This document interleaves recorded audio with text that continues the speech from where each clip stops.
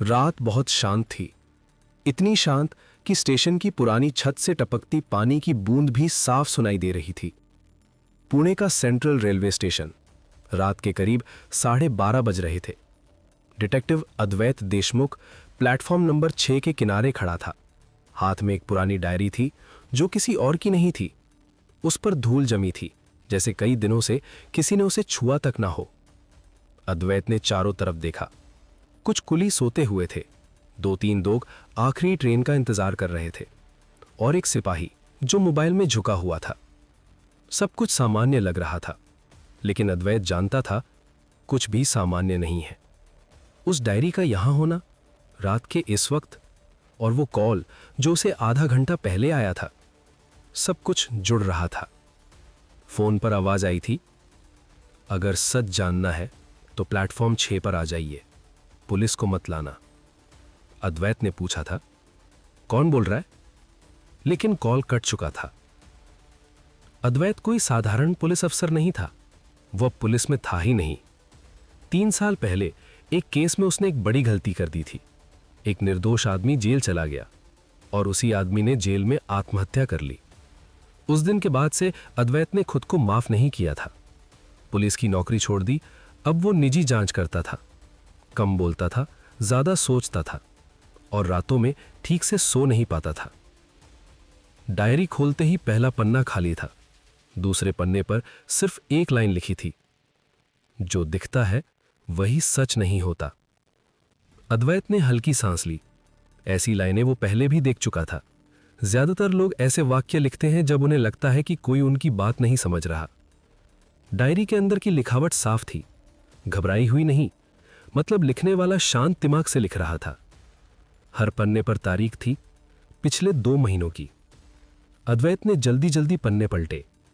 कोई निजी बात नहीं, कोई भावनात्मक रोना नहीं, सिर्फ एक चीज बार बार लिखी थी, नाम, जगहें, समय, जैसे कोई किसी को ट्रैक कर रहा हो। अद्वैत रुक गया। एक नाम पर उसकी उंगली ठहर गई, अद्वैत देशमुख। उसका अपना नाम। उसके दिल की धड़कन तेज हो गई। यह मजाक है, उसने खुद से कहा, लेकिन अंदर से वो जानता था यह मजाक नहीं है। पीछे से आवाज आई, आप ही अद्वैत देशमुख है? अद्वैत तुरंत पलटा। सामने करीब 50 साल का आदमी खड़ा था। साधारण कपड़े, आंखों में डर, हाथ हल्के से कांप रहे थे। हां, अद्वैत बोला। आप कौन? रघु ने इधर उधर देखा, फिर धीमी आवाज में बोला, मेरा नाम रघु है, मैं स्टेशन में क्लीनिंग स्टाफ में हूं। मुझे क्यों बुलाया? अद्वैत ने पूछा। रघु ने निगल लिया, क्योंकि आज सुबह एक आदमी ने मुझसे कहा था कि अगर कुछ गलत हुआ तो आपको यह देना है। रघु ने जेब से एक छोटा सा लिफाफा निकाला। अद्वैत ने लिफाफा लिया, खोला। अंदर एक चाबी थी और एक पर्ची। पर्ची पर लिखा था, लॉकर नंबर 417, कल सुबह 10 बजे से पहले। अद्वैत ने सिर उठाया। वो आदमी कौन था? रघु की आवाज कांप रही थी। मुझे नहीं पता, लेकिन वो बहुत शांत था और उसने कहा था, अगर मैं वापस ना आया तो समझ लेना मैं गलत साबित हो गया। गलत किस बारे में? अद्वैत ने पूछा। रघु ने सिर हिला दिया। उसने नहीं बताया। अद्वैत का दिमाग तेजी से चल रहा था। कोई उसे ट्रैक कर रहा था, कोई उसके नाम की डायरी लिख रहा था, और अब ये लॉकर। और ये सब तब जब अद्वैत किसी केस पर काम भी नहीं कर रहा था। उसने फिर डायरी खोली। आखिरी पन्ने पर एक लाइन थी जो उसने पहले नहीं देखी थी, अगर तुम ये पढ़ रहे हो तो मैं मर चुका हूं, लेकिन मेरी मौत हत्या नहीं कहलाएगी। अद्वैत की उंगलियां ठंडी पड़ गईं। हत्या नहीं कहलाएगी का मतलब क्या होता है? तभी स्टेशन के लाउडस्पीकर पर आवाज गूंजी, यात्रीगण कृपया ध्यान दें, पुणे से नागपुर जाने वाली आखिरी ट्रेन प्लेटफॉर्म नंबर 6 से कुछ ही देर में रवाना होगी। अद्वैत ने ऊपर देखा और तभी उसकी नजर पड़ी। प्लेटफॉर्म के दूसरे सिरे पर एक आदमी जमीन पर गिरा पड़ा था। लोग धीरे धीरे जमा होने लगे। कोई चिल्लाया, अरे कोई आदमी गिर गया है। अद्वैत दौड़ा। वो आदमी हिल नहीं रहा था। चेहरा पीला था, आंखें खुली थीं और उसकी उंगलियों में डायरी का फटा हुआ पन्ना दबा हुआ था, उसी डायरी का। अद्वैत ने पन्ना निकाला। उस पर सिर्फ एक वाक्य लिखा था, अद्वैत, तुम सही हो, लेकिन देर हो चुकी है। और तभी पीछे से किसी ने धीमी आवाज में कहा, अब आप इस केस से निकल नहीं सकते। अद्वैत पलटा, लेकिन वहां कोई नहीं था। और तभी उसने देखा स्टेशन की सीसीटीवी लाइट्स एक एक करके बंद हो रही थीं।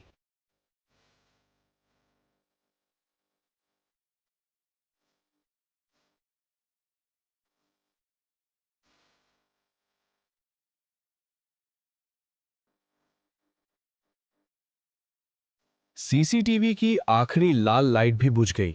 प्लेटफॉर्म पर अचानक अजीब सा अंधेरा छा गया। लोगों की आवाजें धीमी हो गईं, जैसे सबको महसूस हो रहा हो कि कुछ गलत हो चुका है। अद्वैत उस आदमी के पास झुका रहा। उसकी नाड़ी देखी, कोई हलचल नहीं, वो मर चुका था। लेकिन उसकी हालत देखकर अद्वैत को एक बात साफ दिख रही थी, ये अचानक हुई मौत नहीं थी। चेहरे पर डर नहीं था, संघर्ष के निशान नहीं थे, कपड़े सलीके से थे, जैसे आदमी को पता था कि अब यही होने वाला है। पुलिस सिपाही दौड़ते हुए आए। सर, क्या हुआ? एक सिपाही ने पूछा। अद्वैत ने सीधा जवाब नहीं दिया। वो अभी भी उस कागज को देख रहा था जो मरे आदमी की उंगलियों में दबा था। नाम पता करो, अद्वैत बोला, और किसी को इस डायरी को छूने मत देना। सिपाही ने हैरानी से देखा। सर, आप? अद्वैत ने अपनी जेब से पुराना आईडी कार्ड दिखाया। एक सेकंड के लिए, बस इतना काफी था। कुछ ही देर में स्टेशन पर अफरा तफरी मच गई। ट्रेन रोक दी गई, लोगों को पीछे किया गया, लेकिन अद्वैत का ध्यान किसी और तरफ था। उस आदमी की जेब से कोई पर्स नहीं मिला, कोई मोबाइल नहीं, कोई पहचान नहीं। सिर्फ एक चीज थी, घड़ी। पुरानी नहीं, महंगी नहीं, लेकिन घड़ी का समय रुका हुआ था। रात 11:47। अद्वैत ने स्टेशन की घड़ी देखी। वो 12:38 दिखा रही थी, लगभग 50 मिनट का फर्क। मौत का समय शायद यही है, अद्वैत ने खुद से कहा। मतलब ये आदमी करीब 50 मिनट पहले मर चुका था, लेकिन गिरा अभी था या गिराया गया था। एक इंस्पेक्टर आया, नाम था देशपांडे। अद्वैत, तुम यहां? उसने थोड़ा सख्त लहजे में कहा। पुराने दिन याद आ गए। ये तुम्हारा केस नहीं है, देशपांडे बोला। अद्वैत ने उसकी तरफ देखा। अगर ये मेरा नाम लिखकर मरा है तो ये मेरा केस है। देशपांडे चुप हो गया। मौत कैसे हुई? अद्वैत ने पूछा। डॉक्टर बोल रहे हैं, इंस्पेक्टर ने कहा, हार्ट फेलियर। अद्वैत हल्का सा हंसा। तुम्हें खुद पर यकीन है? देशपांडे ने भौएं चढ़ाई। मतलब? अद्वैत ने डायरी का आखिरी वाक्य पढ़ा।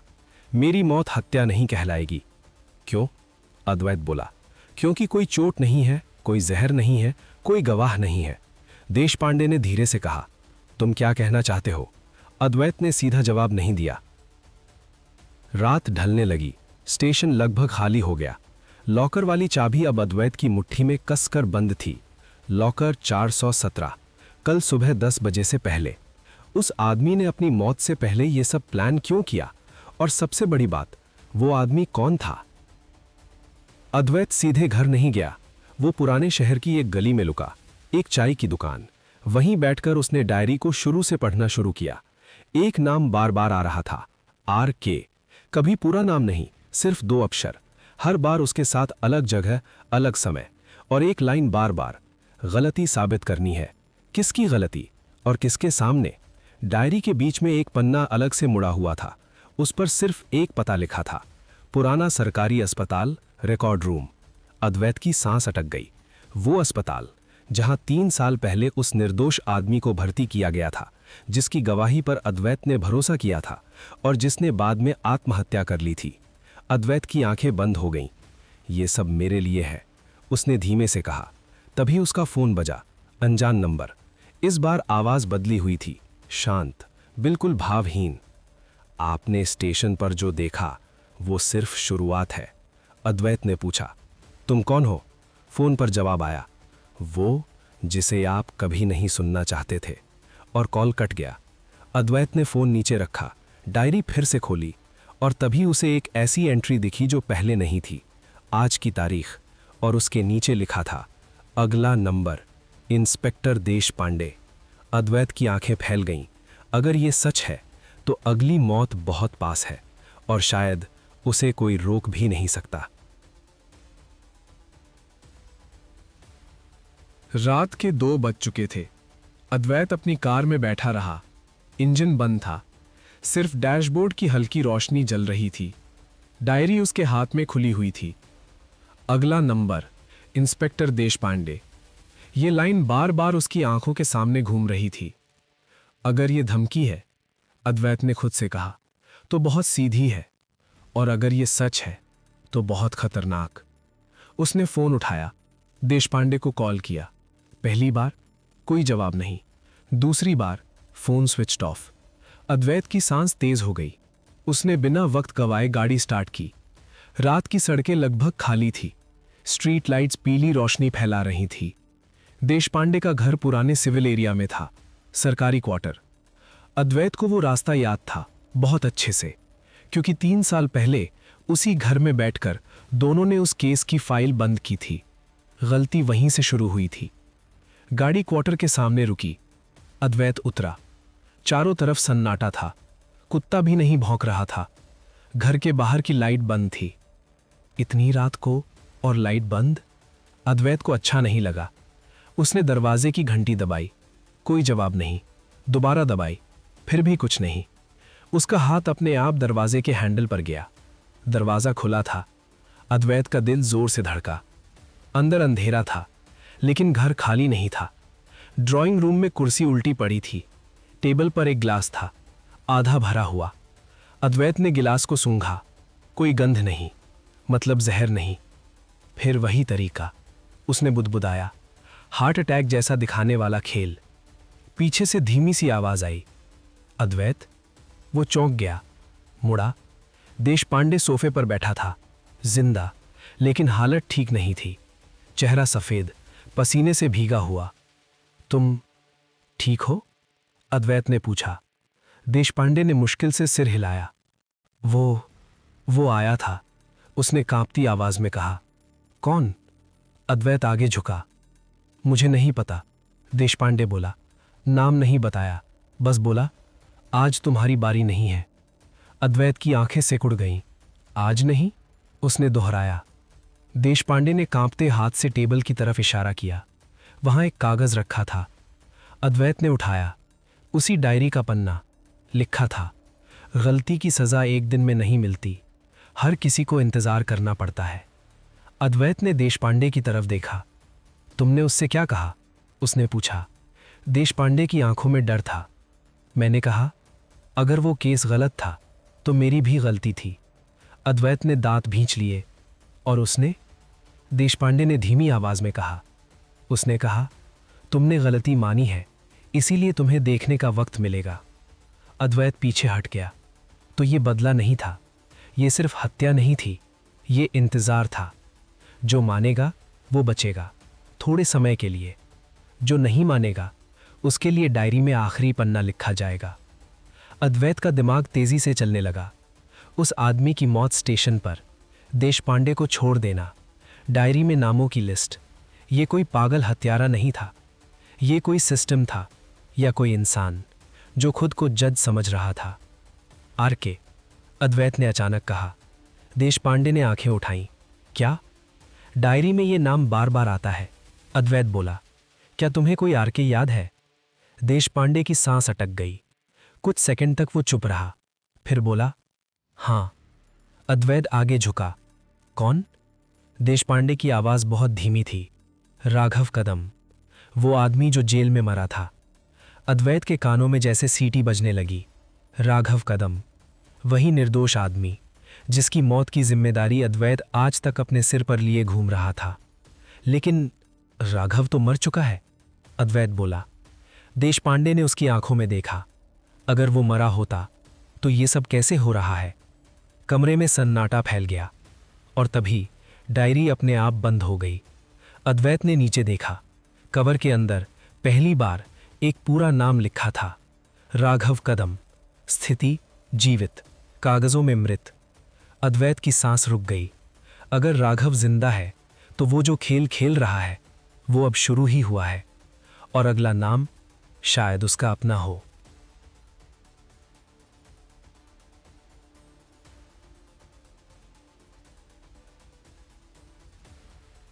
कमरे में सिर्फ घड़ी की टिक टिक सुनाई दे रही थी। देशपांडे अब थोड़ा संभल चुका था, लेकिन उसकी आंखों में डर अभी भी बैठा हुआ था। अद्वैत के हाथ में डायरी थी, वो उसी लाइन को बार बार देख रहा था। राघव कदम, स्थिति जीवित, कागजों में मृत। ये लाइन किसी पागल की नहीं है, अद्वैत ने धीमे से कहा।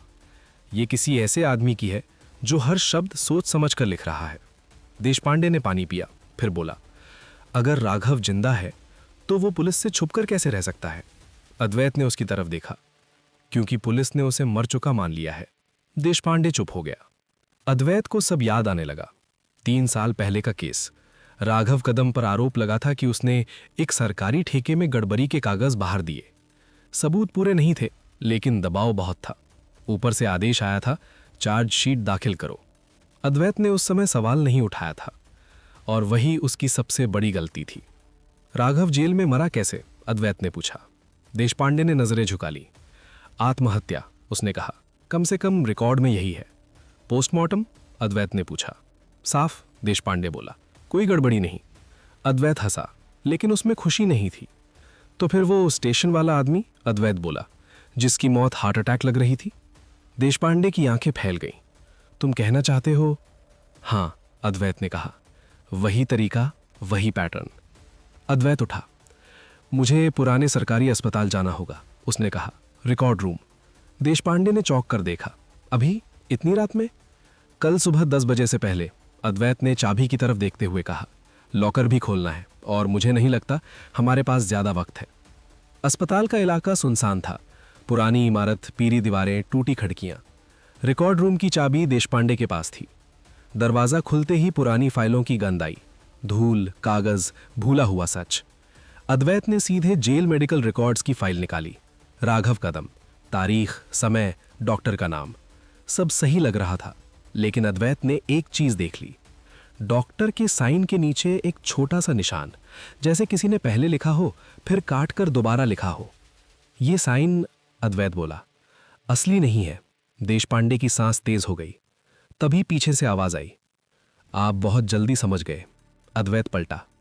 रिकॉर्ड रूम के दरवाजे पर एक आदमी खड़ा था, मास्क पहने हुए। आवाज शांत। आप कौन हैं? अद्वैत ने पूछा। आदमी ने हल्का सा सिर झुकाया। सिर्फ एक गवाह, जो 3 साल से इंतजार कर रहा था कि कोई सही सवाल पूछे। राघव जिंदा है? अद्वैत ने सीधा सवाल किया। आदमी कुछ सेकंड चुप रहा, फिर बोला, राघव जिंदा है या नहीं ये सवाल गलत है। अद्वैत की आंखें सिकुड़ गईं। तो सही सवाल क्या है? आदमी ने धीरे से कहा, क्या राघव को कभी मरने दिया गया था? और तभी रिकॉर्ड रूम की लाइट्स एक एक करके बुझने लगी।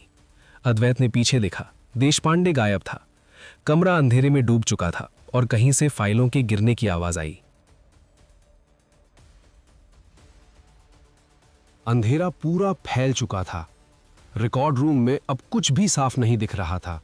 सिर्फ कागजों के गिरने की आवाज, और कहीं दूर किसी के तेज सांस लेने की। देशपांडे? अद्वैत ने आवाज लगाई। कोई जवाब नहीं। उसका दिल तेज धड़कने लगा। अद्वैत ने जेब से मोबाइल निकाला, टॉर्च ऑन की। रोशनी की पतली लाइन ने सामने का मंजर दिखाया। फाइलें जमीन पर बिखरी थीं, अलमारी खुली हुई थी, और जिस जगह देशपांडे खड़ा था वहां अब कुछ नहीं था। ये कोई संयोग नहीं है, अद्वैत ने खुद से कहा। उसी वक्त पीछे से कदमों की आवाज आई, धीमी, नपी-तुली। अद्वैत पलटा। मास्क वाला आदमी अब पास खड़ा था। आपने उसे कहां भेजा? अद्वैत ने पूछा। आदमी शांत था, जहां उसे होना चाहिए। मतलब? अद्वैत का स्वर सख्त हो गया। आदमी ने रिकॉर्ड रूम की दीवार की तरफ इशारा किया, जहां हर गलती को फाइल में दबा दिया जाता है। अद्वैत ने रोशनी घुमाई। दीवार के पीछे एक छोटा सा दरवाजा था, पुराना, लगभग दिखता ही नहीं था। सीक्रेट आर्काइव, आदमी बोला। हर बड़े अस्पताल में होता है, वो रिकॉर्ड जो कभी जनता के लिए नहीं होते। अद्वैत का दिमाग झंझना गया। तो राघव का रिकॉर्ड भी? उसने पूछा। आदमी ने सिर हिलाया। दरवाजा खुला। अंदर और भी ज्यादा अंधेरा था, और हवा में नमी। देशपांडे फर्श पर बैठा था, जिंदा, लेकिन बुरी हालत में। उसे कुछ नहीं हुआ, मास्क वाला आदमी बोला। आज नहीं, लेकिन अगले ही पल आदमी ने जो कहा उसने सब बदल दिया। क्योंकि आज उसकी सजा शुरू नहीं होनी थी। अद्वैत ने उसकी तरफ देखा। तो किसकी? आदमी ने मास्क उतार दिया।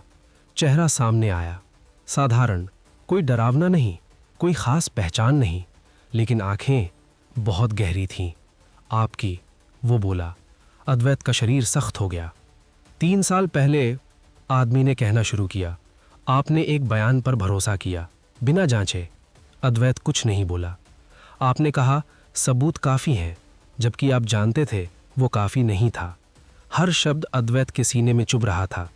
राघव उस दिन नहीं मरा, आदमी बोला, उसे मरने दिया गया। अद्वैत ने धीरे से पूछा, किसने? आदमी ने बिना रुके जवाब दिया, एक सिस्टम ने, और उस सिस्टम का हिस्सा आप भी थे। देशपांडे ने सिर उठाया। तुम कौन हो? उसने कांपती आवाज में पूछा। आदमी ने उसकी तरफ देखा। मैं वही हूं, वो बोला, जिसने राघव को जेल से बाहर निकाला। अद्वैत चौंक गया। तुम पुलिस थे? आदमी ने हल्की मुस्कान दी। नहीं, वो बोला, मैं डॉक्टर था, जेल का डॉक्टर। कमरे में सन्नाटा फैल गया। तो मौत का सर्टिफिकेट? अद्वैत ने कहा। मैंने साइन किया, डॉक्टर बोला, और मैंने ही उसे बदलवाया। क्यों? अद्वैत की आवाज़ भारी हो गई। डॉक्टर ने बिना हिचक कहा, क्योंकि राघव निर्दोष था और क्योंकि मुझे लगा एक आदमी को बचाना कानून तोड़ने से बड़ा काम है। अद्वैत कुछ नहीं बोला। डॉक्टर आगे झुका। लेकिन राघव ने कहा, अगर मुझे बचाया गया है तो जिनकी वजह से मैं टूटा उन्हें भी सच देखना चाहिए। अद्वैत का गला सूख गया। वो कहाँ है? उसने पूछा। डॉक्टर ने डायरी की तरफ देखा। हर जगह, वो बोला, और कहीं नहीं। तभी अद्वैत का फोन बजा। अनजान नंबर। उसने उठाया। उधर से एक जानी पहचानी आवाज आई, शांत, टूटी हुई। अद्वैत। उसकी सांस रुक गई। ये आवाज वो कभी नहीं भूल सकता था। राघव? अद्वैत फुसफुसाया। फोन पर जवाब आया। अब सवाल ये नहीं है कि मैं जिंदा हूं या नहीं। 1 सेकंड का सन्नाटा।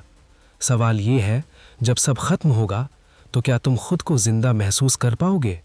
और कॉल कट गया। अद्वैत वहीं खड़ा रह गया। हाथ कांप रहे थे, क्योंकि अब ये केस किसी और का नहीं था, ये उसका अपना मुकदमा बन चुका था।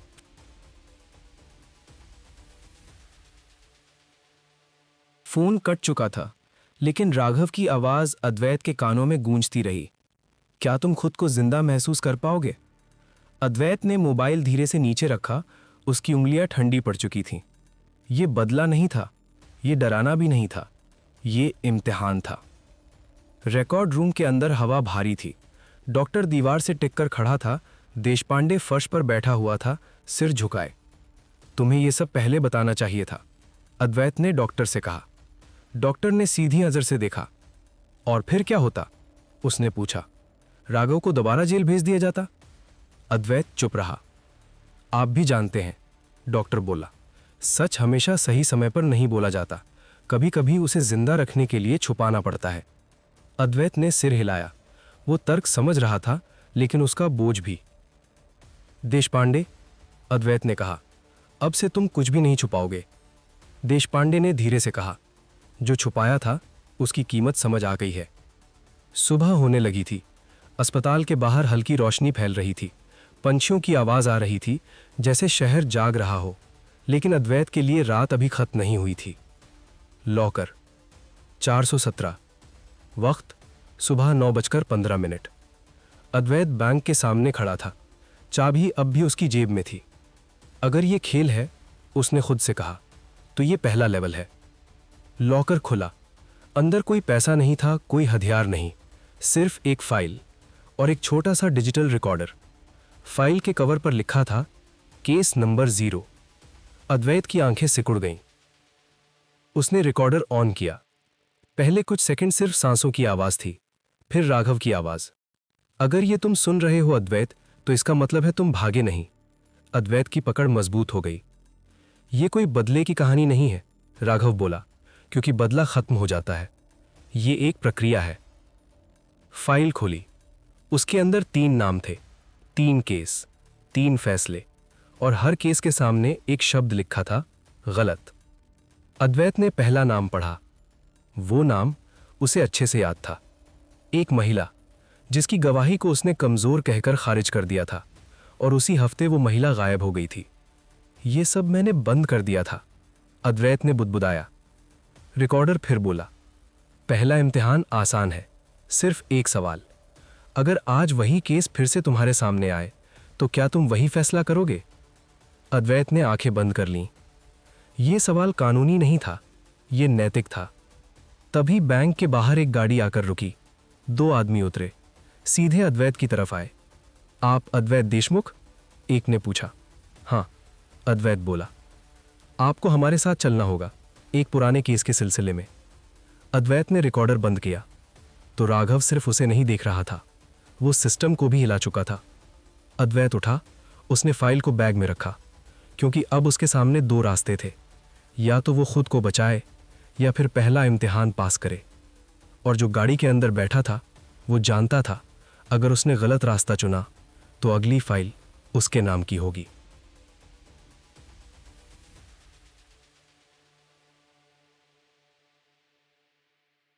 गाड़ी के अंदर सन्नाटा था। दोनों तरफ बैठे लोग कुछ नहीं बोल रहे थे, सिर्फ इंजन की आवाज और बाहर भागती सड़कें। अद्वैत खिड़की से बाहर देख रहा था। सुबह की हल्की धूप शहर पर गिर रही थी। लोग अपने काम पर जा रहे थे, जैसे कुछ हुआ ही ना हो, लेकिन उसके अंदर सब कुछ उल्टा चल रहा था। गाड़ी एक सरकारी दफ्तर के सामने रुकी। पुरानी इमारत, ऊपर पेंट उखड़ा हुआ। अद्वैत को अंदर ले जाया गया। एक छोटा सा कमरा, मेज, 2 कुर्सियां। सामने बैठा था एक वरिष्ठ अफसर, चेहरा सख्त, आवाज ठंडी। अद्वैत देशमुख, उसने कहा, आपसे कुछ सवाल हैं, पूछिए। अद्वैत बोला। 3 साल पहले। अफसर ने फाइल खोली। केस नंबर 214 में आपने गवाही को कमजोर बताया था। अद्वैत चुप रहा। उसके बाद गवाह गायब हो गई। अफसर बोला, क्या आपको याद है? हाँ, अद्वैत ने कहा। तो आपने केस बंद क्यों किया? अद्वैत ने सामने देखा। क्योंकि उस वक्त मुझे लगा मेरे पास और कोई रास्ता नहीं था। अफसर की आंखें तेज हो गईं। या फिर आपने रास्ता देखना ही नहीं चाहा? कमरे में सन्नाटा फैल गया। अद्वैत के दिमाग में राघव की आवाज गूंज गई, अगर आज वही केस फिर से तुम्हारे सामने आए। उसने गहरी सांस ली। अगर आज वही केस आए, अद्वैत बोला, तो मैं उसे बंद नहीं करूंगा। अफसर कुछ सेकंड चुप रहा, फिर बोला, आपको पता है इस बयान का मतलब क्या है? अद्वैत ने सिर हिलाया। हाँ, वो बोला, मतलब ये कि मैं अपनी गलती मान रहा हूं। अफसर ने फाइल बंद की। तो आप ये भी मानते हैं कि सिस्टम ने गलती की? नहीं, अद्वैत ने कहा, मैं मानता हूं कि सिस्टम के अंदर बैठे लोगों ने की। कमरे की हवा बदल गई। तभी दरवाजा खुला। एक जवान अफसर अंदर आया। सर, उसने कहा, एक कॉल है आपके लिए। अफसर ने फोन लिया। कुछ सेकंड सुना। उसके चेहरे का रंग बदल गया। फोन रखते ही उसने अद्वैत की तरफ देखा। आपको अभी छोड़ा जा रहा है, वो बोला। क्यों? अद्वैत ने पूछा। अफसर ने धीमी आवाज में कहा, क्योंकि जिस केस पर हम आपको पूछ रहे थे उसकी फाइल अचानक गायब हो गई है। अद्वैत की आंखें फैल गईं। बाहर निकलते ही अद्वैत का फोन वाइब्रेट हुआ। मैसेज, पहला जवाब दर्ज हो गया है। कोई नंबर नहीं, कोई नाम नहीं। अद्वैत ने चारों तरफ देखा।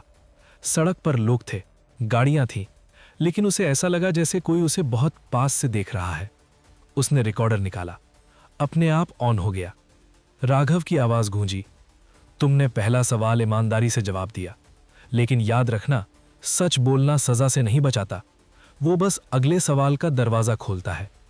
तभी स्क्रीन पर एक नई लोकेशन आई। आज शाम 7 बजे, पुराना बस डिपो। अद्वैत ने फोन नीचे किया। वो जानता था ये अगला इम्तिहान है, और ये सिर्फ कागजों का नहीं होगा। शाम ढलने लगी थी और उसके साथ अद्वैत की सांसें भी भारी होने लगी थी, क्योंकि अब हर सही जवाब किसी और की जिंदगी खतरे में डाल सकता था।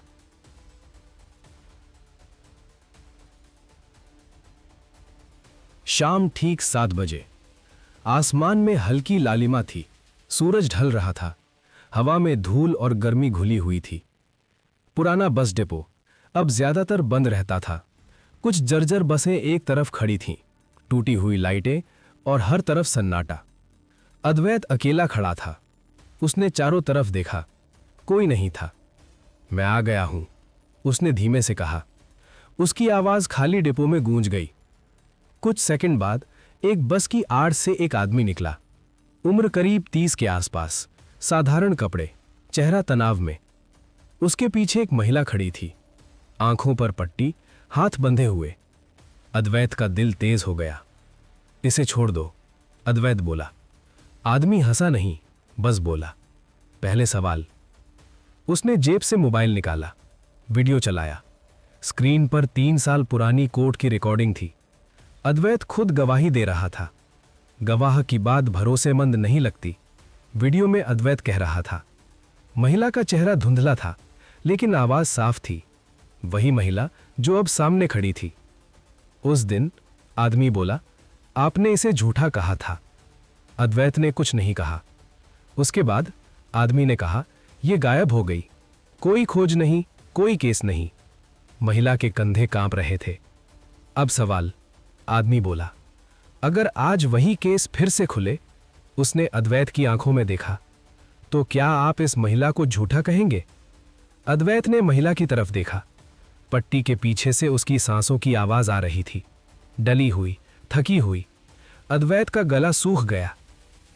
अगर मैं कहूं नहीं, अद्वैत बोला, तो क्या होगा? आदमी ने सीधा जवाब दिया, तो वो जिंदा रहेगी। और अगर हां, अद्वैत ने पूछा। आदमी ने सिर झुका लिया, तो ये केस हमेशा के लिए बंद। अद्वैत समझ गया, ये सिर्फ जवाब नहीं था, ये फैसला था। उसके दिमाग में पुरानी आवाजें गूंजने लगीं। सबूत कम है, दबाव बहुत है, आगे बढ़ो। उसने आंखें बंद की, फिर बोला, मैंने उस दिन गलत कहा था। आदमी की भौहें उठ गईं। मैंने बिना पूरा सुने फैसला कर दिया था। अगर आज वही केस आए तो मैं इसे झूठा नहीं कहूंगा। एक पल की चुप्पी। फिर आदमी ने महिला की आंखों से पट्टी खोली। वो फूट फूट कर रोने लगी। जाओ, आदमी ने कहा। महिला लड़खड़ाती हुई डिपो से बाहर भागी। अद्वैत की आंखें उसे जाते हुए देखती रहीं। आदमी ने अद्वैत की तरफ देखा। आपने सही जवाब दिया, उसने कहा, लेकिन सही जवाब हमेशा सही नहीं होता। अद्वैत ने भौवें सिकोड़ी। मतलब? आदमी ने मोबाइल आगे किया। स्क्रीन पर एक नई फाइल खुली। नाम, केस नंबर 0। नीचे लिखा था, पहला सुधार दर्ज। और उसके नीचे एक नया नाम जुड़ गया था, अद्वैत देशमुख, स्थिति परीक्षण में। अद्वैत की सांस रुक गई। वो सिर्फ जांच करता नहीं था, वो अब खुद सबूत बन चुका था। और तभी पीछे से धीमी आवाज आई, दूसरा सवाल तैयार है। अद्वैत पलटा। बसों की परछाइयों के बीच एक और साया खड़ा था।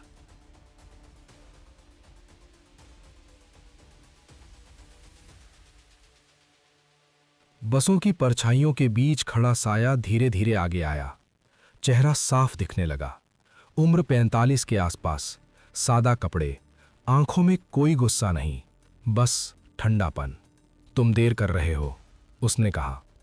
पहला आदमी पीछे हट गया, जैसे उसका काम खत्म हो चुका हो। अब सामने सिर्फ अद्वैत और वो आदमी थे। तुम कौन हो? अद्वैत ने पूछा। आदमी ने जवाब नहीं दिया।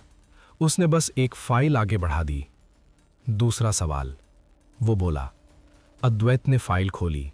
उसके हाथ हल्के से कांप गए। ये केस वो कभी भूल नहीं पाया था। एक सड़क हादसा, एक बस, एक बच्चा। सरकारी रिपोर्ट में लिखा था ड्राइवर की गलती नहीं, लेकिन अद्वैत जानता था रिपोर्ट अधूरी थी। ड्राइवर नशे में था, आदमी बोला, लेकिन मेडिकल टेस्ट कभी हुआ ही नहीं। क्यों? अद्वैत ने पूछा। आदमी ने उसकी तरफ देखा। क्योंकि बस एक बड़े नेता के रिश्तेदार की थी। अद्वैत की आंखें नीचे झुक गईं। आपने उस दिन, आदमी बोला, फाइल बंद की। मैं अकेला नहीं था, अद्वैत ने कहा, लेकिन साइन आपके थे। आदमी ने शांत स्वर में कहा। हवा तेज चलने लगी। डिपो की टूटी चादरें फड़फड़ाने लगीं। अब सवाल, आदमी बोला, अगर आज वही केस फिर से खुले। उसने जेब से एक फोटो निकाली, एक बच्चा मुस्कुराता हुआ। तो क्या आप इसे हादसा कहेंगे? अद्वैत का सीना भारी हो गया। अगर मैं कहूं यह हादसा नहीं था, अद्वैत बोला, तो क्या होगा? आदमी ने बिना भाव बदले कहा, तो ड्राइवर गिरफ्तार होगा। और बस का मालिक? अद्वैत ने पूछा। आदमी कुछ सेकंड चुप रहा। वो नाम फाइल में नहीं आएगा। अद्वैत ने आंखें बंद कर लीं। तो ये पूरा सच नहीं था, ये आधा सच था। और अगर मैं कहूं ये हादसा था, अद्वैत ने पूछा। आदमी ने फोटो वापस रखी। तो सब कुछ जैसा है वैसा रहेगा। अद्वैत समझ गया, ये इम्तिहान सिर्फ सच और झूठ का नहीं था, ये चुनाव था, आधा न्याय या बिल्कुल नहीं। उसके अंदर आवाज आई, कुछ तो कर लो, पूरा सच बोलो या फिर चुप रहो। उसने आंखें खोली। मैं ये नहीं कह सकता कि ये सिर्फ हादसा था, अद्वैत बोला। आदमी की आंखें तेज हो गईं। तो लेकिन अद्वैत ने कहा, मैं ये भी नहीं कहूँगा कि सिर्फ ड्राइवर दोषी था। हवा अचानक थम गई। मैं इस केस को दोबारा खोलने की सिफारिश करूँगा, अद्वैत बोला, और जब तक पूरी जांच नहीं होती मैं कोई नाम नहीं दूंगा। आदमी कुछ सेकंड उसे देखता रहा, फिर बोला, आपने नियम तोड़ा है। नहीं, अद्वैत ने कहा, मैंने शॉर्टकट लेने से मना किया है। आदमी ने फ़ोन निकाला, स्क्रीन पर कुछ लिखा, फिर उसने कहा, दूसरा जवाब स्वीकार नहीं हुआ। अद्वैत का दिल बैठ गया। मतलब? उसने पूछा। आदमी ने पीछे हटते हुए कहा, मतलब तीसरा सवाल किसी और के लिए तैयार होगा। किसके लिए? अद्वैत चिल्लाया।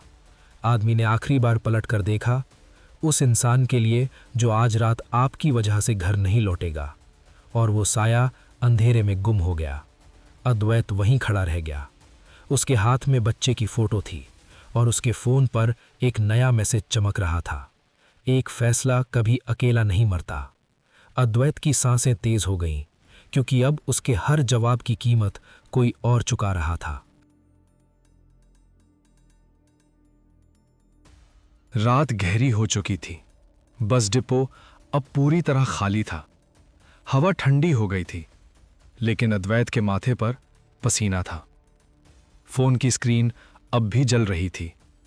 एक फैसला कभी अकेला नहीं मरता। उसने फोन जेब में डाला और धीरे धीरे बाहर की तरफ चल पड़ा। हर कदम भारी लग रहा था। उसके दिमाग में बार बार वही सवाल घूम रहा था, कौन घर नहीं लौटेगा? ड्राइवर? बस मालिक? कोई गवाह? या कोई ऐसा जिसका नाम अभी सामने भी नहीं आया? अद्वैत सीधे घर नहीं गया। वो जानता था, अगर तीसरा सवाल किसी और के लिए है तो वक्त बहुत कम है। उसने सबसे पहला नाम सोचा, देश पांडे। फोन निकाला, कॉल किया, रिंग गई। एक बार, दो बार, फिर कॉल उठी। हेलो, देश पांडे की आवाज़ थी। अद्वैत ने राहत की सांस ली।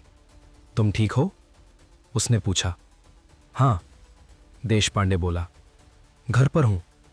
अद्वैत ने आंखें बंद कर लीं। घर से बाहर मत निकलना, उसने कहा। किसी को मत खोलना। क्यों? देश पांडे ने पूछा। अद्वैत ने जवाब नहीं दिया, क्योंकि उसे खुद नहीं पता था कि खतरा किस तरफ से आएगा। अद्वैत ने दूसरी कॉल की, डॉक्टर। Phone switch off. तीसरी कॉल, कोई जवाब नहीं। अद्वैत की धड़कन तेज हो गई। उसने गाड़ी स्टार्ट की। शहर की सड़कें अब खाली हो रही थीं। सिग्नल लाल था, गाड़ी रुकी। तभी बगल की लेन में एक एम्बुलेंस गुजरी। सायरन नहीं बज रहा था, लाइट भी नहीं, लेकिन अद्वैत ने देखा, पीछे का दरवाज़ा थोड़ा खुला था। उसके अंदर कोई लेटा हुआ था। दिल ने अजीब सा संकेत दिया। अद्वैत ने गाड़ी मोड़ी, एम्बुलेंस का पीछा किया।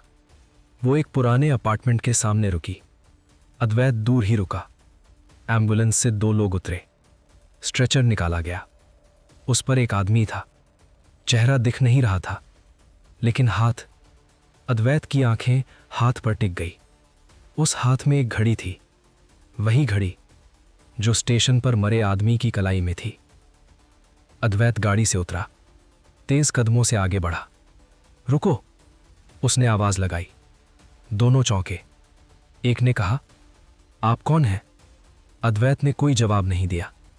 वो सीधे स्ट्रेचर के पास गया। चेहरा देखा, वही डॉक्टर, जेल का डॉक्टर। आंखें खुली थीं, लेकिन सांस नहीं थी। अद्वैत पीछे हट गया। उसके कानों में अपने ही शब्द गूंजे, मैं इस केस को दोबारा खोलने की सिफारिश करूंगा। उसने आधा सच चुना था और अब किसी और ने पूरी कीमत चुका दी थी। तभी उसका फोन बजा। इस बार वीडियो कॉल। स्क्रीन पर राघव का चेहरा नहीं था, सिर्फ अंधेरा और आवाज। अब तुम समझे? राघव बोला। क्यों मैंने कहा था कि सही जवाब हमेशा सही नहीं होता? अद्वैत की आवाज कांप गई। ये मेरी गलती नहीं थी, उसने कहा। नहीं, लेकिन ये तुम्हारा चुनाव था। तीसरा सवाल। राघव की आवाज आई। अब तुम्हारे सामने नहीं रखा जाएगा। अद्वैत की आंखें फैल गईं। तो किसके सामने? उसने पूछा। 1 सेकंड की चुप्पी, फिर जवाब। उस इंसान के सामने जिसे तुम सबसे ज्यादा बचाना चाहते हो। कॉल कट गई। अद्वैत वहीं खड़ा रह गया। डॉक्टर का शव उसके सामने था और अब उसे एहसास हुआ, यह खेल धीरे धीरे उसके चारों ओर घेरा कस रहा है और अगला सवाल शायद उसे जवाब देने का मौका भी न दे।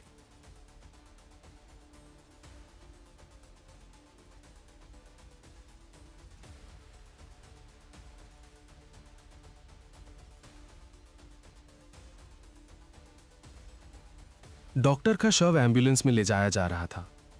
अद्वैत वहीं खड़ा था। हाथ ढीले पड़ चुके थे, दिमाग शून्य। उसने किसी से कुछ नहीं कहा। पुलिस अपने आप आ गई थी, कागजी कार्रवाई शुरू हो चुकी थी। सब कुछ वैसा ही था जैसा किसी नेचुरल डेथ में होता है। हार्ट फेलियर, फिर वही शब्द। अद्वैत जानता था कोई सवाल नहीं पूछेगा, कोई शक नहीं करेगा, क्योंकि यही तो मकसद था। वो चुपचाप गाड़ी में बैठा, घर की तरफ नहीं गया। उसके दिमाग में राघव के शब्द घूम रहे थे। उस इंसान के सामने जिसे तुम सबसे ज्यादा बचाना चाहते हो। अद्वैत ने स्टीयरिंग कस कर पकड़ा। सबसे ज्यादा कौन? उसके माता पिता नहीं थे, वो बहुत पहले गुजर चुके थे। दोस्त? कोई इतना करीबी नहीं बचा था। फिर उसका दिमाग एक नाम पर आकर रुक गया। अनन्या। अनन्या उसकी पत्नी थी, या कहें थी। 2 साल पहले वो उससे अलग हो गई थी, क्योंकि अद्वैत हर वक्त काम, केस और अपराध में डूबा रहता था। वो घर पर होता भी तो दिमाग कहीं और जब राघव वाला केस टूटा तो अद्वैत अंदर से पूरी तरह टूट गया था। अनन्या उस टूटन को समझ नहीं पाई, या शायद समझना नहीं चाहती थी। अद्वैत ने फोन निकाला, कॉल किया। रिंग गई।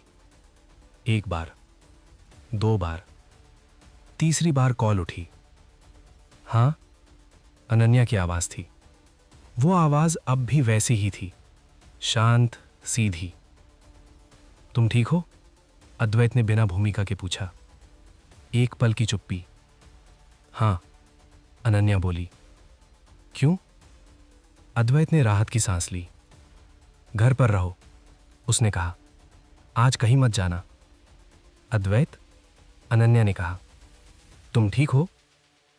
अद्वैत ने जवाब नहीं दिया। उसने गाड़ी मोड़ी अनन्या के घर की तरफ। रास्ते में उसका फोन फिर वाइब्रेट हुआ। मैसेज, तुमने सही इंसान चुना। अद्वैत की उंगलियां कांप गईं। मतलब खतरा वाकई अनन्या पर था, या अभी है? अनन्या का अपार्टमेंट एक शांत इलाके में था। Security gate, CCTV. अद्वैत ने गाड़ी बाहर रोकी, जल्दी से अंदर गया। लिफ्ट बंद थी। सीढ़ियों से ऊपर चढ़ा। हर मंजिल पर उसका दिल तेज धड़क रहा था। तीसरी मंजिल, अनन्या का फ्लैट। दरवाजा बंद था। अद्वैत ने घंटी बजाई, कोई जवाब नहीं। दोबारा बजाई, फिर भी कुछ नहीं। उसने फोन किया, फोन स्विच ऑफ। अद्वैत का गला सूख गया। उसने दरवाजे को धक्का दिया, खुल गया। अंदर लाइट बंद थी, पर्दे हिल रहे थे, खिड़की खुली थी। अद्वैत ने धीरे से कहा, अनन्या? कोई जवाब नहीं। वो आगे बढ़ा। ड्राइंग रूम में कुर्सी उल्टी पड़ी थी। टेबल पर एक गिलास था, आधा भरा हुआ। अद्वैत की सांस रुक गई। उसी पल पीछे से आवाज आई, तुम हमेशा देर से आते हो अद्वैत। अद्वैत पलटा। अनन्या सामने खड़ी थी, जिंदा, सही सलामत। अद्वैत की आंखों में आंसू आ गए। तुम ठीक हो? वो बोल भी नहीं पा रहा था। अनन्या ने उसे देखा, फिर बोली, लेकिन यहां कोई और मुझसे मिलने आया था। अद्वैत का शरीर सख्त हो गया। कौन? उसने पूछा। अनन्या ने धीमी आवाज में कहा। उसने कहा, आज मुझे एक सवाल का जवाब देना है। अद्वैत का दिल बैठ गया। क्या सवाल? उसने फुसफुसाया। अनन्या ने उसकी आंखों में देखा और वही लाइन दोहराई। अगर अद्वैत देशमुख फिर से वही गलती करे तो क्या उसे बचाया जाना चाहिए? कमरे में सन्नाटा फैल गया और तभी टेबल पर रखा गिलास अपने आप जमीन पर गिरकर टूट गया।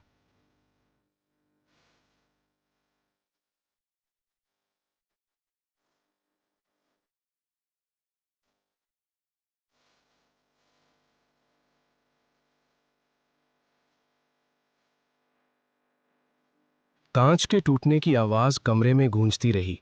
अनया वहीं खड़ी थी। चेहरे पर डर नहीं था, बस उलझन थी। उसने मुझसे यही पूछा, अनया ने कहा, बहुत शांति से। अद्वैत ने गिलास के टूटे टुकड़ों की तरफ देखा। उसे लगा जैसे हर टुकड़ा उसकी पुरानी गलतियों का आईना हो। उसने तुम्हें क्या कहा? अद्वैत ने पूछा। अनया सोफे पर बैठ गई।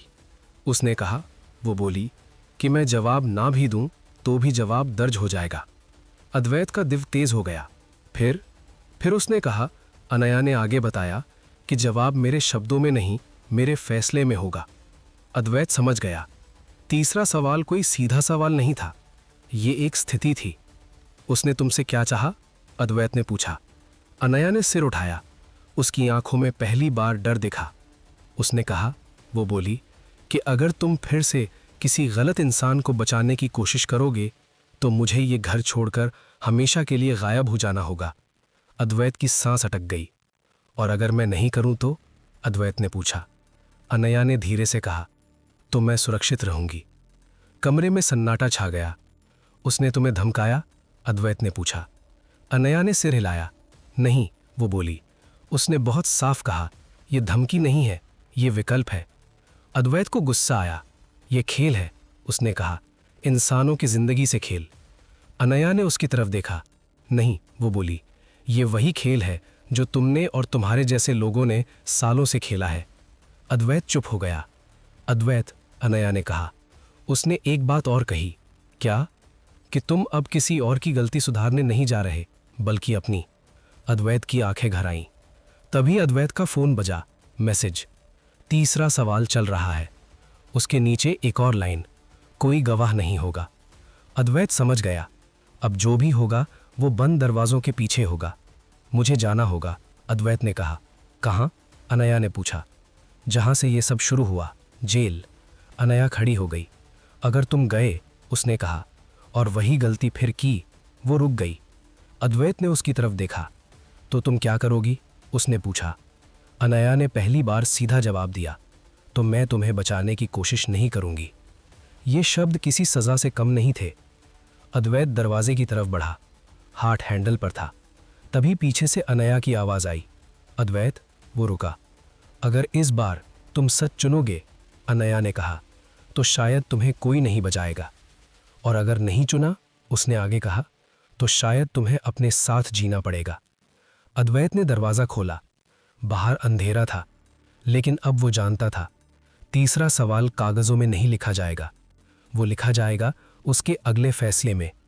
और ये फैसला या तो उसे पूरी तरह तोड़ देगा या उसे वो इंसान बना देगा जो वो कभी बनना चाहता था। जेल की ऊंची दीवारें रात में और भी भारी लगती थीं। अद्वैत गेट के सामने खड़ा था। पुराना पहचान पत्र अब काम का नहीं था, लेकिन नाम अभी भी काफी था। इतनी रात को? ड्यूटी अफसर ने पूछा। पुराने रिकॉर्ड देखने हैं, अद्वैत ने कहा। राघव कदम। अफसर ने एक पल सोचा, फिर फोन किया। कुछ नाम लिए गए, कुछ खामोशियां हुई। गेट खुल गया। अंदर कदम रखते ही अद्वैत को वही गंध महसूस हुई, सीलन, पसीना और बंद जिंदगियां। यहीं कहीं राघव ने वो रातें काटी थीं, यहीं कहीं उसने टूटने का फैसला किया था या तोड़ दिया गया था। रिकॉर्ड रूम, छोटा सा कमरा, पीली लाइट, एक कंप्यूटर। ऑपरेटर बोला, सर फाइल तो क्लोज है, मुझे बंद फाइल ही चाहिए। अद्वैत ने कहा। राघव कदम। स्क्रीन पर नाम आया। स्टेटस मृत। कारण आत्महत्या। तारीख वही पुरानी। अद्वैत ने दांत भींच लिए। CCTV footage? उसने पूछा। ऑपरेटर ने सिर हिलाया। उस दिन का डेटा करप्ट हो गया था। अद्वैत हल्का सा हंसा। करप्ट हमेशा सही दिन ही होता है। उसने सेल नंबर देखा। सेल 14। वो उठकर चल पड़ा। जेल की गलियां और संकरी होती गईं। सेल 14 खाली था। दरवाजे पर एक छोटा सा निशान था, जैसे किसी ने बार बार उंगली से दीवार खुरची हो। अद्वैत ने दीवार को छुआ। ठंडा, लेकिन निशान नया था। ये निशान पुराने नहीं है, अद्वैत ने गार्ड से कहा। गार्ड ने कंधे उचका दिए। सर, यहां सब कुछ पुराना ही है। अद्वैत झुका। निशान के नीचे बहुत हल्की सी लिखावट थी। उंगली से महसूस हुई। शब्द नहीं थे, सिर्फ एक संख्या 3। अद्वैत की सांस रुक गई। तीसरा सवाल।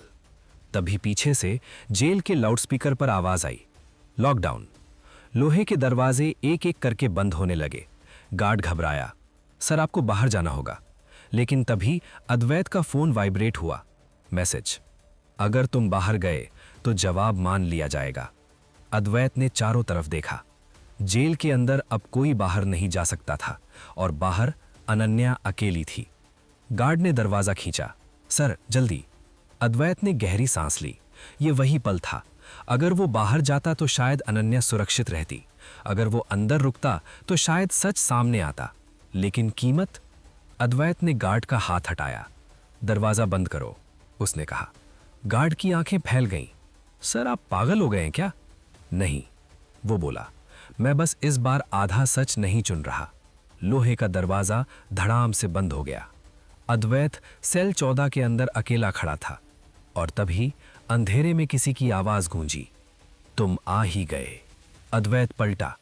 अंधेरे के कोने में एक आदमी बैठा था, जिंदा। राघव कदम। सेल 14 के भीतर रोशनी बहुत कम थी। पीली बल्ब की कमजोर किरण बस इतना दिखा पा रही थी कि सामने बैठा आदमी कोई भूत नहीं था। वो सच में राघव कदम था, जिंदा। अद्वैत की सांस कुछ सेकंड के लिए रुक गई। तुम? उसके मुंह से बस इतना ही निकला।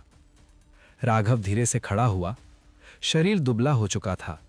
चेहरे पर झुर्रियां नहीं थी, लेकिन थकान साफ थी। हां, वो बोला। मैं 3 साल, अद्वैत ने कहा।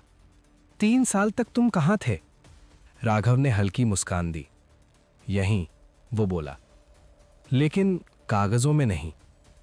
अद्वैत समझ गया। जेल के अंदर रहते हुए जेल से बाहर। डॉक्टर, अद्वैत ने कहा। उसने तुम्हें निकाला? राघव ने सिर हिलाया। उसने मुझे नहीं निकाला, वो बोला। उसने बस मुझे मरने से रोका। अद्वैत ने गहरी सांस ली।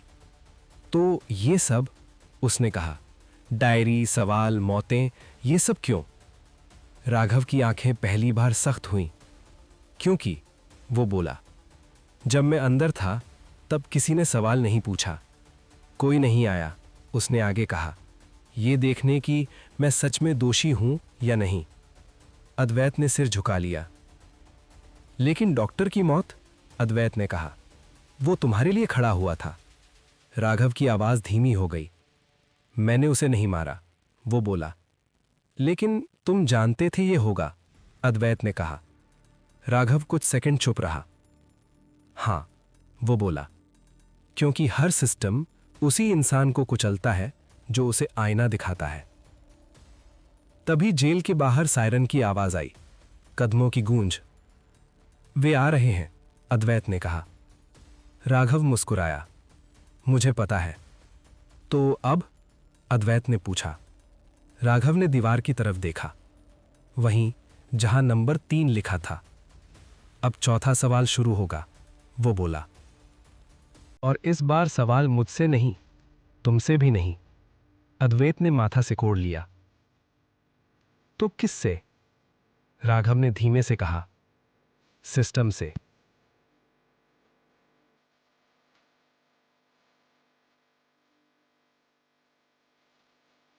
जेल के गलियारों में भारी बूटों की आवाज गूंज रही थी। लोहे के दरवाजे खुलते गए। कदम तेज होते गए। अद्वैत और राघव सेल 14 के अंदर खड़े थे। कोई भागने की कोशिश नहीं, कोई हड़बड़ी नहीं, बस इंतजार। वे तुम्हें फिर से कागजों में मार देंगे, अद्वैत ने कहा। राघव हल्का सा हंसा। उन्होंने मुझे कभी कागजों में जिंदा होने ही नहीं दिया, वो बोला। सेल का दरवाजा खुला। 3 अफसर अंदर आए, चेहरे सख्त, आंखों में सवाल नहीं। राघव कदम, एक अफसर बोला, तुम्हें गिरफ्तार किया जाता है। राघव ने हाथ आगे कर दिए, बिना विरोध। अद्वैत आगे बढ़ा। यह आदमी 3 साल से गलत तरीके से मरा हुआ घोषित किया गया था, उसने कहा। इसके मेडिकल रिकॉर्ड बदले गए। अफसर ने उसकी तरफ देखा। आप अब इस केस का हिस्सा नहीं है, वो बोला। हमें अपना काम करने दीजिए। अद्वैत समझ गया, यही चौथा सवाल था। क्या सिस्टम खुद की गलती मानेगा? राघव को ले जाया गया। अद्वैत बाहर आया। जेल के बाहर मीडिया की गाड़ियां खड़ी थीं, कैमरे ऑन, माइक आगे बढ़े। सर, क्या यह सच है कि एक मृत कैदी जिंदा मिला? अद्वैत रुका। उसके सामने वही मोड़ था जिससे वो हमेशा बचता आया था। या तो चुप रहो या फिर सब कुछ सामने रख दो। उसी पल उसका फोन वाइब्रेट हुआ। मैसेज, अगर तुम बोलोगे तो बहुत कुछ टूटेगा। नीचे एक और लाइन, लेकिन अगर नहीं बोले तो कुछ भी नहीं बदलेगा। अद्वैत ने फोन बंद किया, माइक की तरफ देखा। हाँ, उसने कहा। एक आदमी 3 साल तक कागजों में मरा रहा। कैमरों की फ्लैश तेज हो गई। और ये सिर्फ एक गलती नहीं है, अद्वैत ने आगे कहा। ये एक सिस्टम की आदत है। अफसर पीछे से चिल्लाया, आप क्या कर रहे हैं? अद्वैत रुका नहीं। अगर आज भी हमने सच दबाया, उसने कहा, तो कल ये किसी और के साथ होगा। भीड़ में हलचल मच गई। उसी समय एक अफसर का फोन बजा। वो थोड़ा दूर गया, फिर तेज कदमों से लौटा। राघव कदम को कस्टडी से हटाया जा रहा है, वो बोला। अद्वैत का दिल बैठ गया। क्यों? उसने पूछा। अफसर ने सीधा जवाब दिया, क्योंकि अब ये केस हमारे हाथ में नहीं रहा। तो किसके हाथ में? अद्वैत ने पूछा। अफसर ने चारों तरफ देखा, फिर धीमे से बोला, उनके, जिनका नाम किसी फाइल में नहीं होता। अद्वैत समझ गया। चौथा सवाल सिस्टम ने सुन लिया था, लेकिन जवाब वो अब भी नहीं देना चाहता था। और अब लड़ाई सिर्फ सच की नहीं थी, ये तय करने की थी कि सच जिंदा रहेगा भी या नहीं। राघव की गाड़ी जेल के पिछले गेट से निकली। न कोई कैमरा, न कोई सायरन, बस एक काली एसयूवी जो बिना नंबर प्लेट के थी। अद्वैत दूर खड़ा सब देख रहा था। वो समझ चुका था, अब मामला पुलिस का नहीं रहा।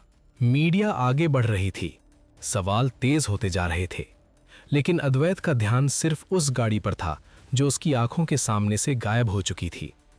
उसने फोन निकाला। राघव का नंबर, स्विच ऑफ। आपको अभी यहां से जाना होगा, एक अफसर ने आकर कहा। क्यों? अद्वैत ने पूछा। अफसर ने आसपास देखा, फिर धीमी आवाज में बोला, क्योंकि आपने वो बोल दिया जो नहीं बोलना चाहिए था। अद्वैत गाड़ी में बैठा, इंजन स्टार्ट किया। दिल अब भी तेज धड़क रहा था। अगर राघव उनके हाथ में चला गया, उसने खुद से कहा, तो वो दोबारा कभी सामने नहीं आएगा। रास्ते में उसका फोन वाइब्रेट हुआ। इस बार कोई मैसेज नहीं, लोकेशन, पुराना सूचना भवन, बेसमेंट। अद्वैत का माथा सिकुड़ गया। वो इमारत सरकारी रिकॉर्ड में अब इस्तेमाल में नहीं थी, लेकिन शहर में सब जानते थे वहां बहुत कुछ होता है। अद्वैत रुका नहीं, सीधे उसी तरफ गाड़ी मोड़ी। सूचना भवन अंधेरे में डूबा था, सिर्फ एक लाइट बेसमेंट के बाहर जल रही थी। अद्वैत नीचे उतरा। सीढ़ियां ठंडी और नम थीं। हर कदम पर उसे ऐसा लग रहा था जैसे कोई पीछे चल रहा हो। बेसमेंट का दरवाजा खुला था। अंदर एक लंबा कमरा, बीच में एक टेबल। टेबल के उस पार 3 लोग बैठे थे। चेहरे साफ नहीं दिख रहे थे, बस आवाजें। आप देर से आए, एक आवाज बोली। मैं बुलाया गया था, अद्वैत ने कहा। दूसरी आवाज आई, आपने वो सवाल पूछ लिया जो आपसे नहीं पूछा गया था। अद्वैत ने सीधा कहा, राघव कहाँ है? कमरे में कुछ सेकंड की चुप्पी, फिर जवाब, राघव अब एक केस नहीं है। तो? अद्वैत ने पूछा। वो अब एक समस्या है, आवाज बोली। अद्वैत ने दांत भींच लिए। और समस्याओं का आप क्या करते हैं? तीसरी आवाज आई, उन्हें दोबारा परिभाषित करते हैं। टेबल पर एक फाइल रखी गई। अद्वैत ने खोली। उसका नाम था अद्वैत देशमुख। स्टेटस सक्रिय जांच। नीचे लिखा था संभावित कारण सिस्टम विरोधी गतिविधि। आप हमें मजबूर कर रहे हैं कि हम आपको भी इसी श्रेणी में रखें जिसमें राघव है। अद्वैत ने फाइल बंद कर दी। तो अब चौथा सवाल आप मुझसे पूछ रहे हैं, उसने कहा। कमरे में हल्की हंसी गूंजी। नहीं, आवाज बोली, हम आपको एक प्रस्ताव दे रहे हैं, आप चुप रहिए। दूसरी आवाज बोली, सब कुछ यहीं खत्म हो जाएगा। राघव? अद्वैत ने पूछा। उसके लिए एक बेहतर कहानी लिख दी जाएगी। आवाज आई। अद्वैत समझ गया, एक नई मौत, एक नया कागज। अद्वैत खड़ा रहा। और अगर मैं मना कर दूं तो? उसने पूछा। कमरे की लाइट थोड़ी तेज हो गई और पहली बार उसे टेबल के उस पार एक चेहरा दिखा, वही अफसर जो पहले उससे पूछताछ कर रहा था। उसने कहा, तो 5वां सवाल आपसे नहीं पूछा जाएगा। अद्वैत की सांस रुक गई। तो किससे? उसने पूछा। अफसर ने सीधे उसकी आंखों में देखा। अनैया से। कमरे में सन्नाटा फैल गया। अद्वैत के हाथ अपने आप मुट्ठी बन गए, क्योंकि अब ये लड़ाई सच की नहीं थी, ये लड़ाई समय की थी और सिस्टम ने उसे आखिरी चेतावनी दे दी थी।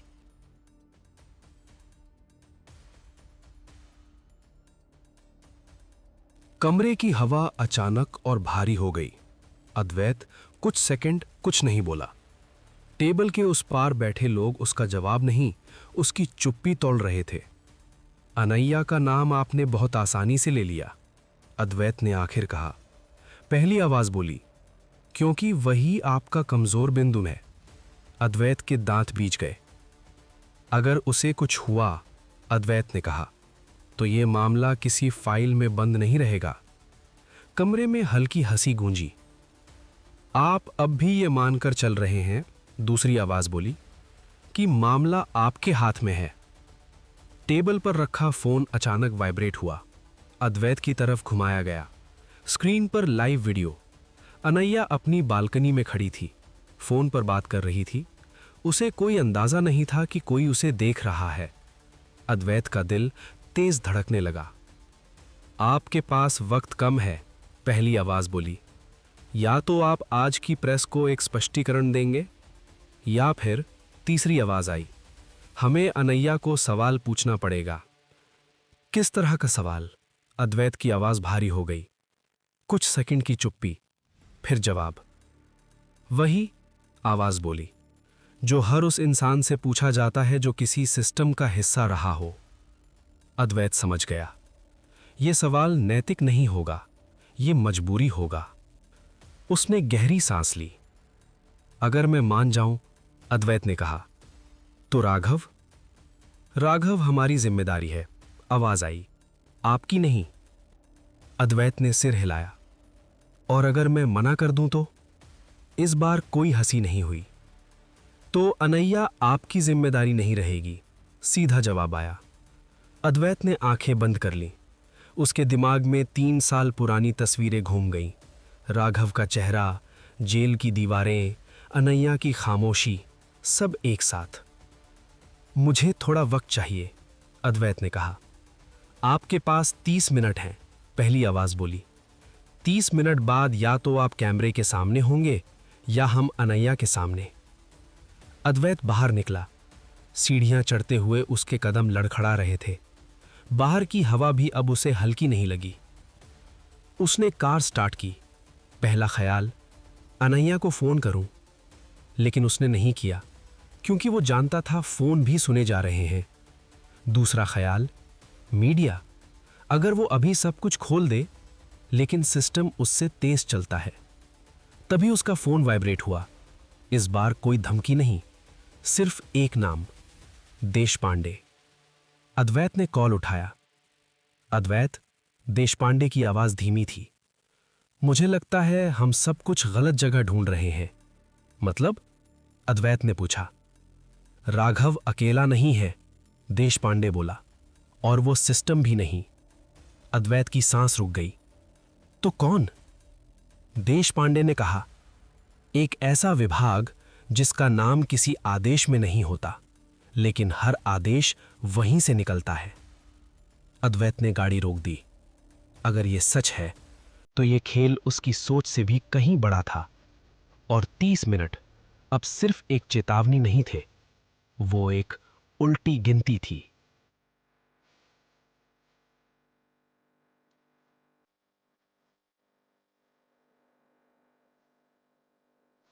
गाड़ी सड़क के किनारे रुकी हुई थी। इंजन चालू था, लेकिन अद्वैत कहीं नहीं जा रहा था। उसके हाथ में फोन था। देशपांडे की आवाज अब भी कानों में गूंज रही थी। एक ऐसा विभाग जिसका नाम किसी आदेश में नहीं होता, तुम्हें यह कैसे पता? अद्वैत ने पूछा। देशपांडे कुछ सेकंड चुप रहा। क्योंकि, उसने धीमे से कहा, क्योंकि मैंने एक फाइल देखी है जो कभी रजिस्टर नहीं हुई। किस तरह की फाइल? अद्वैत ने पूछा। डेड फाइल, देशपांडे बोला। ऐसी फाइल जो सिस्टम के लिए कभी जिंदा ही नहीं थी। अद्वैत का दिमाग तेज चलने लगा। उसमें क्या था? उसने पूछा। नाम नहीं, देशपांडे बोला, सिर्फ कोड। कोड? हां, देशपांडे ने कहा, और वो कोड राघव के केस से जुड़ा हुआ है। अद्वैत की सांस कुछ तेज हो गई। मुझे वो फाइल चाहिए, अद्वैत ने कहा। यही तो समस्या है, देशपांडे बोला। वो फाइल अब मेरे पास नहीं है। तो किसके पास है? अद्वैत ने पूछा। देशपांडे ने एक गहरी सांस ली। उस इंसान के पास जिसे तुम सबसे ज्यादा भरोसेमंद समझते थे। अद्वैत का दिल बैठ गया। कौन? देशपांडे ने नाम लिया। शरद कुलकर्णी। अद्वैत की उंगलियां स्टीयरिंग पर कस गईं। शरद, उसका पुराना सीनियर, मेंटोर, जिसने उसे सिखाया था कि सिस्टम कैसे चलता है। तुम पक्का हो? अद्वैत ने पूछा। हां, देशपांडे बोला। और एक बात और। क्या? 30 मिनट की डेडलाइन असल में तुम्हारे लिए नहीं है। अद्वैत की सांस रुक गई। तो किसके लिए? राघव के लिए, देशपांडे बोला। अगर तुम तय वक्त में चुप नहीं हुए तो उसे हमेशा के लिए गायब कर दिया जाएगा। फोन कट गया। अद्वैत कुछ सेकंड वैसे ही बैठा रहा। अब सब साफ हो रहा था। राघव सिर्फ सवाल पूछने वाला नहीं था, वो एक गलती का नतीजा था। और ये विभाग, नाम के बिना गलतियों को साफ करने का तरीका। अद्वैत ने गाड़ी मोड़ी। शरद कुलकर्णी का घर शहर के पुराने हिस्से में था। शांत, साफ, सुरक्षित, जैसे कुछ भी गलत हो ही नहीं सकता। दरवाजा खुला। शरद सामने खड़ा था। सफेद बाल, शांत चेहरा। तुम बहुत परेशान लग रहे हो, उसने कहा। अद्वैत ने अंदर कदम रखा। क्योंकि मैं हूं, उसने कहा। ड्राइंग रूम में सब कुछ व्यवस्थित था। शरद ने चाय रखी। तुम्हें क्या चाहिए? उसने पूछा। अद्वैत ने सीधे कहा, वो फाइल जो कभी दर्ज नहीं हुई। शरद की आंखें एक पल के लिए झपकी, बस एक पल, लेकिन अद्वैत ने देख लिया। तुम बहुत आगे आ गए हो, शरद ने कहा। या बहुत पीछे, बोला। शरद हल्का सा मुस्कुराया। तो तुम्हें पता चल गया कि सिस्टम सिर्फ कानून से नहीं चलता। राघव कहाँ है? अद्वैत ने पूछा। शरद ने चाय का कप रखा। अभी जिंदा है, वो बोला, लेकिन वक्त पर निर्भर करता है। अद्वैत ने दांत भींच लिए। तुमने मुझे क्यों सिखाया? अद्वैत ने पूछा। अगर यही करना था, शरद ने सीधा जवाब दिया, ताकि एक दिन तुम ये सवाल पूछ सको। कमरे में सन्नाटा फैल गया। और अब? अद्वैत ने पूछा। शरद ने खिड़की से बाहर देखा। अब 5वां सवाल है, वो बोला, और इस बार ये तय करेगा कि कौन सिस्टम में रहेगा और कौन साफ कर दिया जाएगा। अद्वैत ने महसूस किया, ये आदमी राघव से भी ज्यादा खतरनाक है, क्योंकि ये खुद को कभी दोषी नहीं मानता। कमरे में दीवार घड़ी की टिक टिक अब बहुत तेज लग रही थी। अद्वैत की नजर शरद कुलकर्णी पर जमी थी। वही आदमी जिसने उसे सिखाया था कब सवाल पूछने हैं और कब चुप रहना है। 5वां सवाल क्या है? अद्वैत ने पूछा। शरद कुर्सी से उठा, खिड़की के पास गया। बाहर सड़क पर आम जिंदगी चल रही थी। 5वां सवाल, शरद बोला, ये नहीं पूछता कि कौन सही है, ये पूछता है कौन उपयोगी है। अद्वैत को गुस्सा आया। तो इंसान बस औजार है, उसने कहा।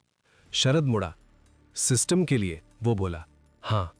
शरद ने अलमारी खोली, एक मोटी फाइल निकाली, बिना नाम की, बिना नंबर की। यही वो फाइल है, शरद ने कहा, जो कभी दर्ज नहीं हुई। अद्वैत ने फाइल खोली। अंदर कई केस थे, कई नाम, लेकिन हर नाम के सामने एक ही शब्द, निस्तारण। राघव का केस, शरद बोला। सिस्टम के लिए एक गलती था, उसे जेल में मर जाना चाहिए था, उसने सपाट लहजे में कहा। अद्वैत की मुट्ठी कस गई। लेकिन वो मरा नहीं, शरद ने कहा, क्योंकि एक डॉक्टर भावुक हो गया। तो आपने उसे मारने की कोशिश की? अद्वैत ने पूछा। शरद ने सिर हिलाया।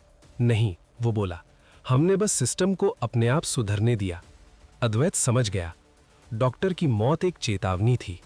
तो ये सवाल जवाब, ये सब क्यों? अद्वैत बोला। शरद ने फाइल बंद की। क्योंकि तुम हम जैसे नहीं हो, वो बोला। तुम सवाल पूछते हो, और सवाल पूछने वाले या तो सिस्टम को ठीक करते हैं, उसने एक पल रुक कर कहा, या फिर सिस्टम उन्हें हटा देता है। तो 5वां सवाल? अद्वैत ने फिर पूछा। शरद ने उसकी आंखों में देखा। तुम्हें चुनना होगा, वो बोला, राघव या सिस्टम। अद्वैत की सांस रुक गई। अगर मैं राघव को चुनूं? अद्वैत ने पूछा। शरद ने सीधा जवाब दिया, तो अनाया सुरक्षित नहीं रहेगी, और तुम भी नहीं। और अगर सिस्टम? अद्वैत ने पूछा। तो राघव आज रात गायब हो जाएगा, ऐसे कि कभी वापस न मिले। अद्वैत कुर्सी पर बैठ गया। यह सवाल किसी कानून का नहीं था, ये कीमत का था। उसने आंखें बंद की। राघव का चेहरा, अनाया की आवाज, डॉक्टर का शव, सब एक साथ। तुमने मुझे सच सिखाया था, अद्वैत ने कहा, और अब तुम मुझसे झूठ चुनने को कह रहे हो। शरद ने शांत स्वर में कहा, मैं तुमसे जीने को कह रहा हूं। अद्वैत उठा, फाइल उठाई। अगर मैं इसे मीडिया को दे दूं? उसने पूछा।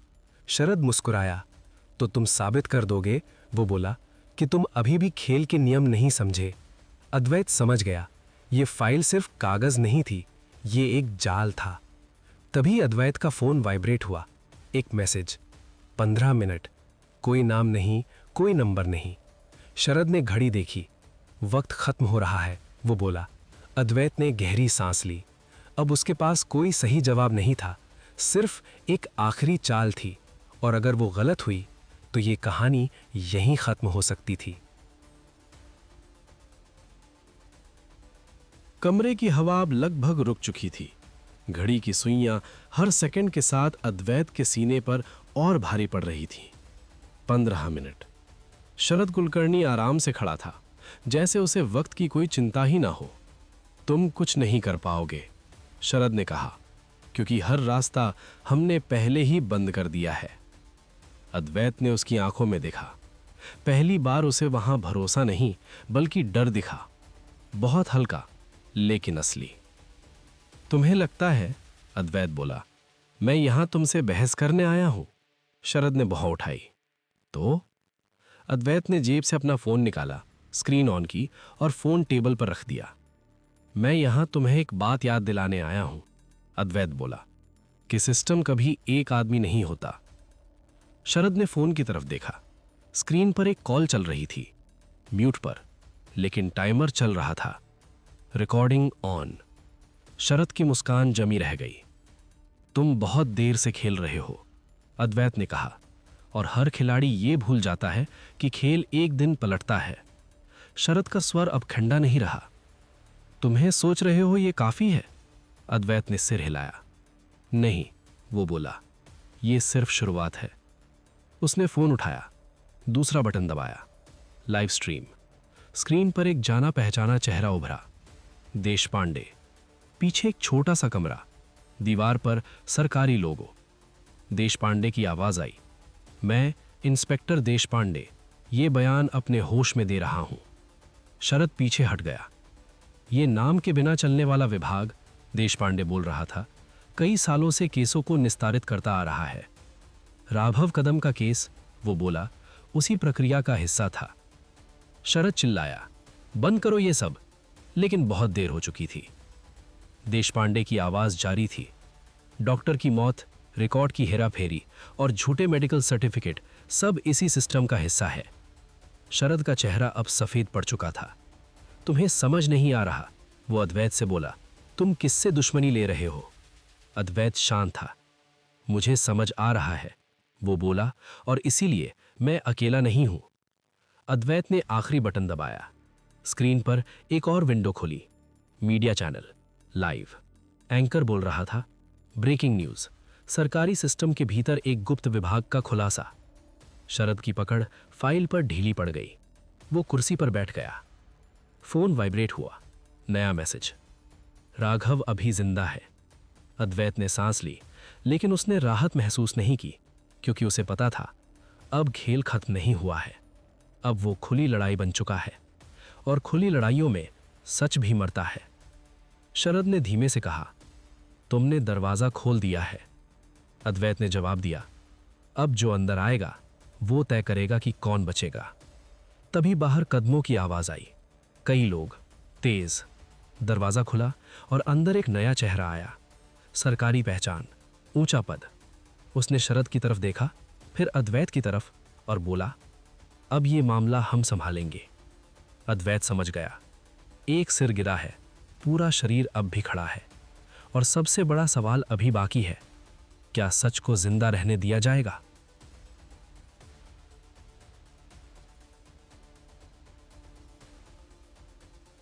कमरे में अब कोई चिल्ला नहीं रहा था। नया आया हुआ अफसर शांत खड़ा था। उसके पीछे 2 हथियारबंद जवान। आप दोनों बाहर आइए, उसने कहा। आवाज में आदेश था, लेकिन आंखों में जल्दी। शरद कुलकर्णी धीरे से उठा। उसकी चाल में अब पहले जैसा भरोसा नहीं था। अद्वैत उसके बगल में चला। दोनों को बेसमेंट से ऊपर लाया गया। बाहर मीडिया की भीड़ थी, कैमरे, माइक, लाइव लाइट्स। अफसर ने हाथ उठाकर कहा, कोई सवाल नहीं, लेकिन सवाल हवा में तैर रहे थे। अद्वैत को अलग ले जाया गया, एक साइड रूम, साफ, ठंडा। नया अफसर सामने बैठा। आपने बड़ा कदम उठाया है, उसने कहा। यह बड़ी गलती, अद्वैत बोला। अफसर ने हल्की मुस्कान दी। दोनों एक जैसे ही होते हैं, उसने कहा। फर्क बस कौन लिखता है इतिहास।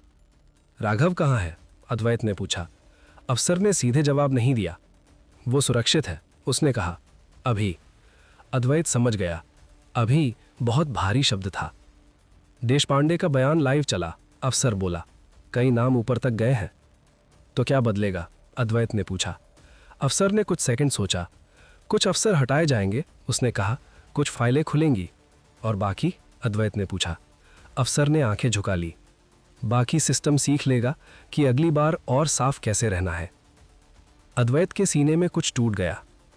तो ये सब, उसने कहा, सिर्फ दिखावा है। अफसर ने शांत स्वर में कहा, यह एक शुरुआत है, लेकिन हर शुरुआत किसी न किसी की कुर्बानी मांगती है। दरवाजा खुला। एक जवान अंदर आया। सर, उसने कहा, शरद कुलकर्णी कस्टडी से अचानक बीमार हो गए हैं। अद्वैत का दिल तेज धड़कने लगा। कितने बीमार, उसने पूछा। जवान चुप रहा। अफसर उठ खड़ा हुआ। आपको अब घर जाना चाहिए, उसने अद्वैत से कहा। नहीं, अद्वैत बोला, मैं तब तक नहीं जाऊंगा जब तक मुझे सब पता नहीं चल जाता। अफसर ने उसकी तरफ देखा। आप पहले ही बहुत आगे आ चुके हैं, अब पीछे हटना आपके लिए ही अच्छा होगा। तभी अद्वैत का फोन वाइब्रेट हुआ। मैसेज, अगर सच उजाले में आए तो किसी न किसी को अंधेरे में जाना पड़ता है। नंबर नहीं, नाम नहीं। अद्वैत ने स्क्रीन बंद की। उसे समझ आ गया, शरद की बीमारी इत्तेफाक नहीं थी। अफसर ने आखिरी बार कहा, आपने अपना काम कर दिया है।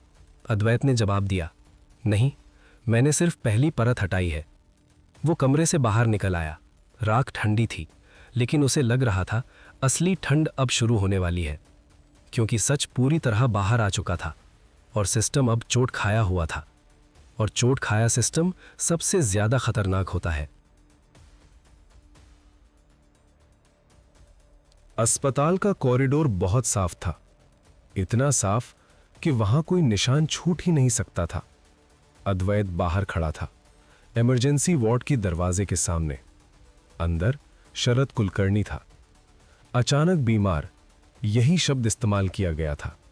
एक नर्स बाहर निकली। अंदर नहीं जा सकते, उसने कहा।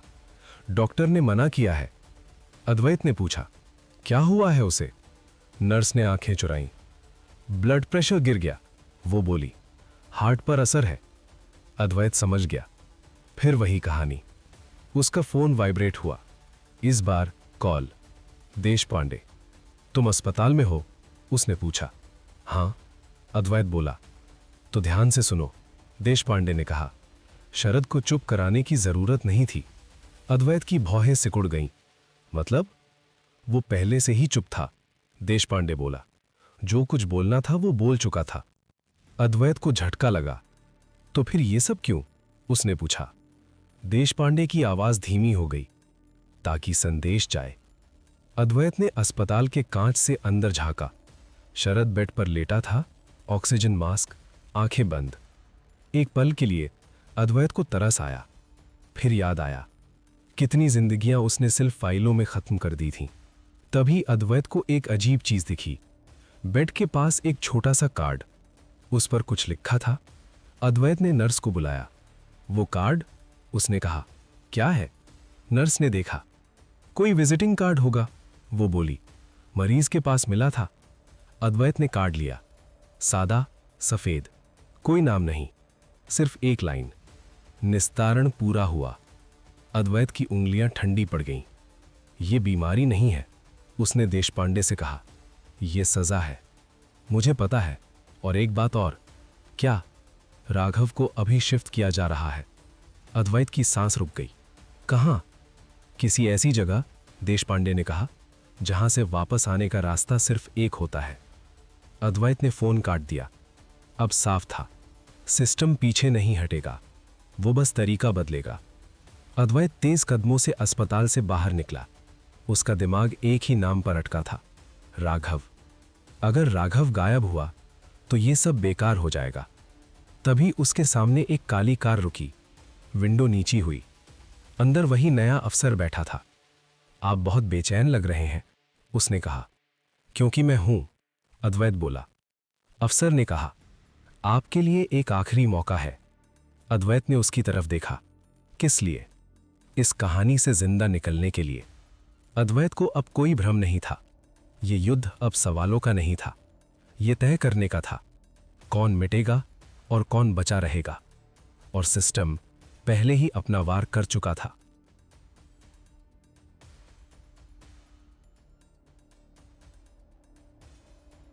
काली कार सड़क के किनारे खड़ी थी।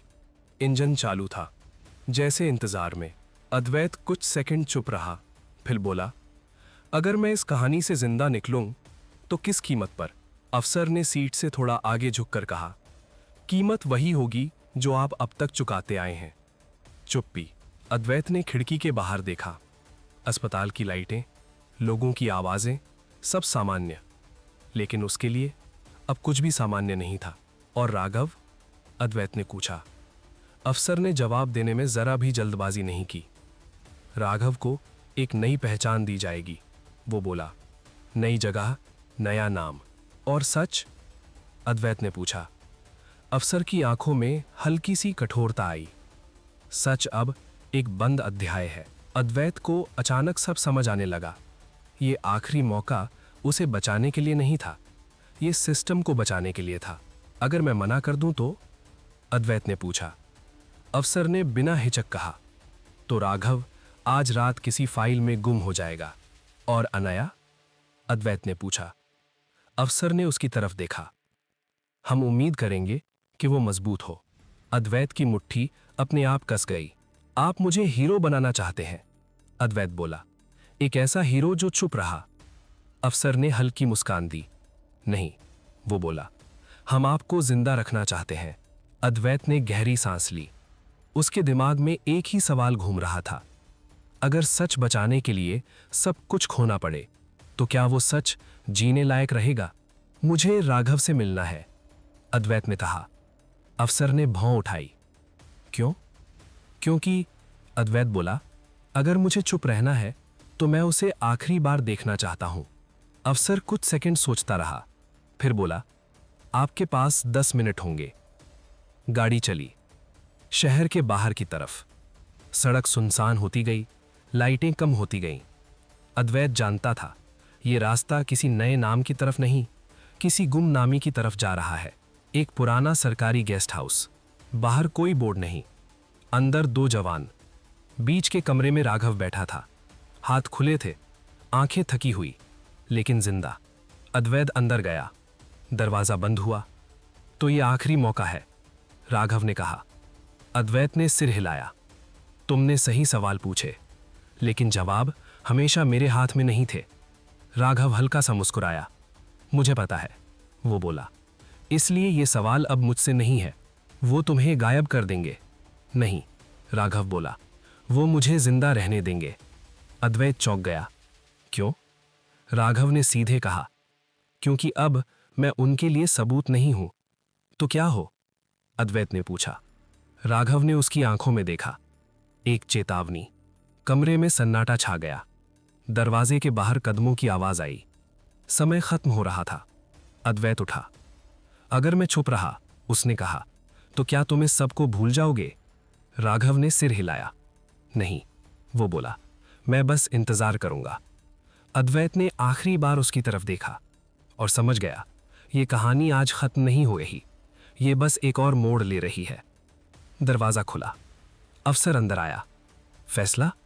उसने पूछा। अद्वैत ने उसकी तरफ देखा और बोला, हां, लेकिन वो क्या फैसला था, ये उसने नहीं बताया।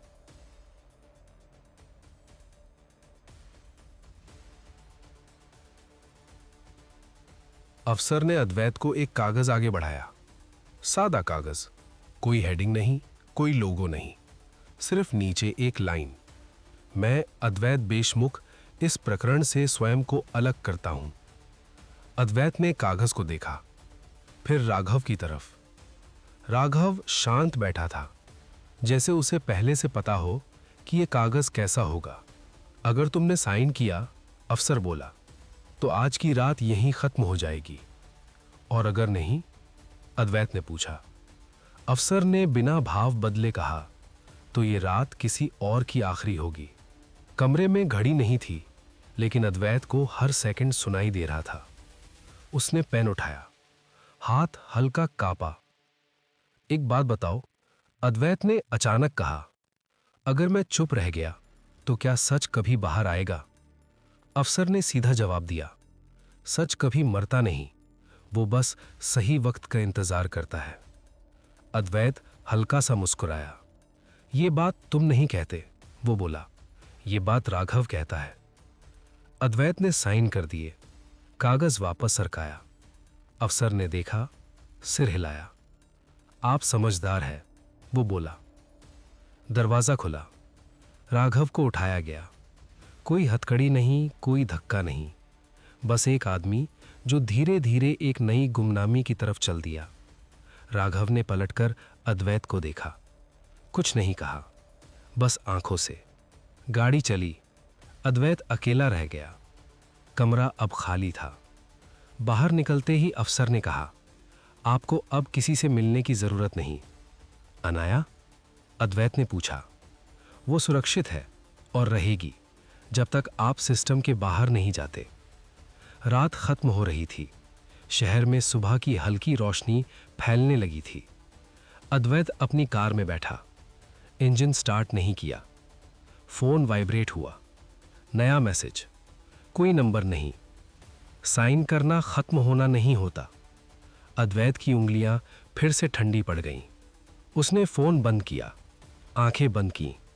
उसे एहसास हुआ उसने चुप्पी चुनी थी, लेकिन चुप्पी कभी खाली नहीं होती। उसके अंदर सच अब भी जिंदा था, और सच सबसे ज्यादा खतरनाक होता है जब वो चुप रहता है।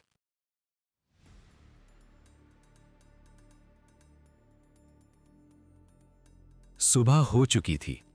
शहर जाग चुका था। लोग ऑफिस जा रहे थे। अखबार बिक रहे थे। टीवी चैनलों पर नई बहसें शुरू हो चुकी थीं। लेकिन कहीं भी राघव कदम का नाम नहीं था। न कोई ब्रेकिंग न्यूज़, न कोई फॉलोअप, जैसे वो आदमी कभी था ही नहीं। अद्वैत घर पहुंचा कई दिनों बाद। दरवाज़ा खोला तो अंदर सब वैसा ही था, खामोश, ठहरा हुआ। उसने जूते नहीं उतारे, सीधे सोफे पर बैठ गया। टीवी ऑन किया। एक न्यूज़ एंकर बोल रहा था, कल सामने आए खुलासों के बाद सरकार ने आंतरिक जांच के आदेश दिए हैं। नीचे स्क्रॉल चल रहा था। कुछ अफसरों को अस्थायी छुट्टी पर भेजा गया। अद्वैत ने टीवी बंद कर दिया। वो जानता था ये सब सिर्फ शोर है। फोन बजा। इस बार अनाया का नाम दिखा। उसने कॉल उठाया। मैं ठीक हूं, अनया ने बिना भूमिका के कहा। अद्वैत ने राहत की सांस ली। तुम घर आ गए? उसने पूछा। हाँ, अनया बोली, और मैं समझ गई हूं। क्या? अद्वैत ने पूछा। कि कुछ लड़ाइयां जीत कर नहीं, रुक कर लड़ी जाती हैं। अद्वैत कुछ नहीं बोला। लेकिन एक बात साफ है, अनया ने कहा, यह कहानी अभी खत्म नहीं हुई। अद्वैत ने आंखें बंद कर लीं। मुझे पता है, उसने कहा। कॉल कट गई। अद्वैत उठा, अलमारी खोली। पुरानी फाइलें, नोट्स, डायरी सब वही था, लेकिन अब उनका मतलब बदल चुका था। उसने एक नई फाइल निकाली, खाली। उस पर लिखा, जो कहा नहीं गया। उसने पेन उठाया, लिखना शुरू किया। नाम नहीं, तारीख नहीं, सिर्फ घटनाएं, तथ्य। उसी वक्त उसके फोन पर एक मेल आया। कोई नाम नहीं, सिर्फ एक लाइन, इंतजार ही अगला सवाल है। और साथ में एक अटैचमेंट, एक वीडियो। अद्वैत ने वीडियो नहीं खोला, अभी नहीं। उसने फाइल बंद की, खिड़की से बाहर देखा। सड़क पर लोग चल रहे थे, जिंदगियां आगे बढ़ रही थीं, लेकिन कहीं ना कहीं कोई सच दम साधे बैठा था। अद्वैत को अब साफ समझ आ गया था, भाग 1 से लेकर भाग 24 तक जो हुआ वो इम्तिहान नहीं था, वो तैयारी थी। और अब जो कहा नहीं गया है वही सबसे बड़ा खतरा है, क्योंकि जब सच लिखा जाता है बोलने से पहले, तो वो कभी ना कभी खुद बोल उठता है, और तब कोई सिस्टम उसे रोक नहीं पाता। अद्वैत ने लाइट बंद की। कमरा अंधेरे में डूब गया, लेकिन उसके अंदर कुछ जल रहा था, शांत, जिद्दी, जिंदा।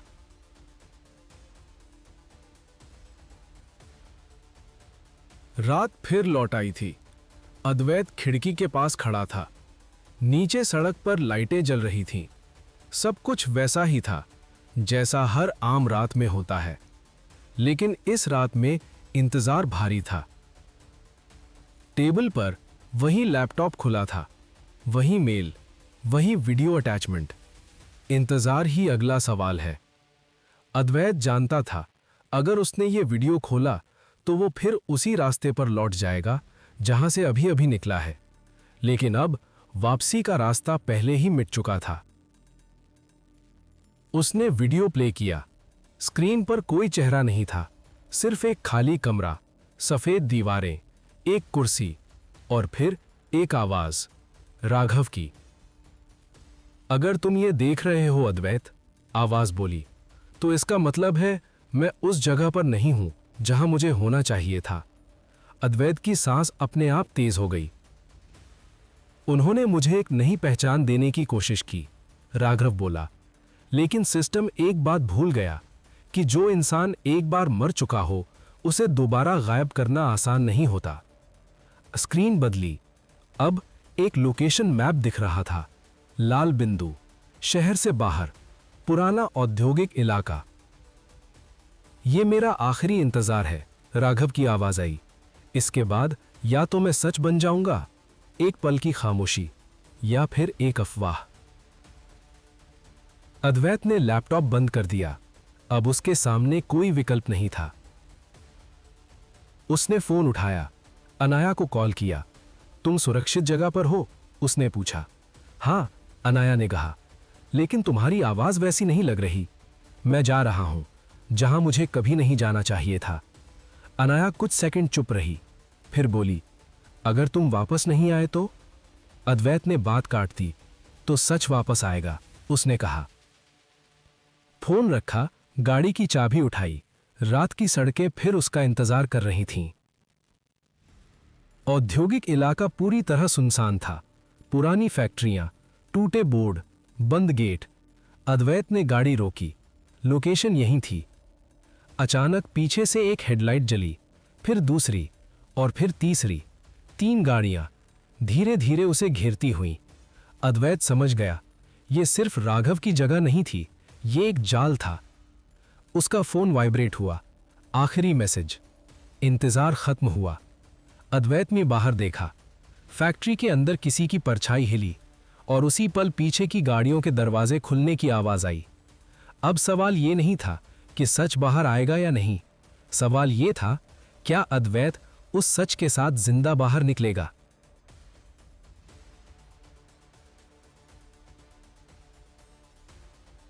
फैक्ट्री के अंदर हवा ठहरी हुई थी, पुरानी मशीनों की गंध, तेल, जंग। अद्वैत धीरे धीरे आगे बढ़ा, हर कदम सोच समझकर।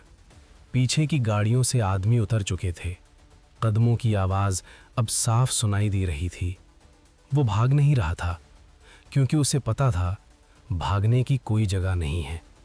अंदर एक बड़ा हॉल था, बीच में एक कुर्सी रखी थी और उस कुर्सी पर राघव बैठा था, हाथ खुले, चेहरा थका हुआ, लेकिन आंखें अब भी वही थीं, साफ।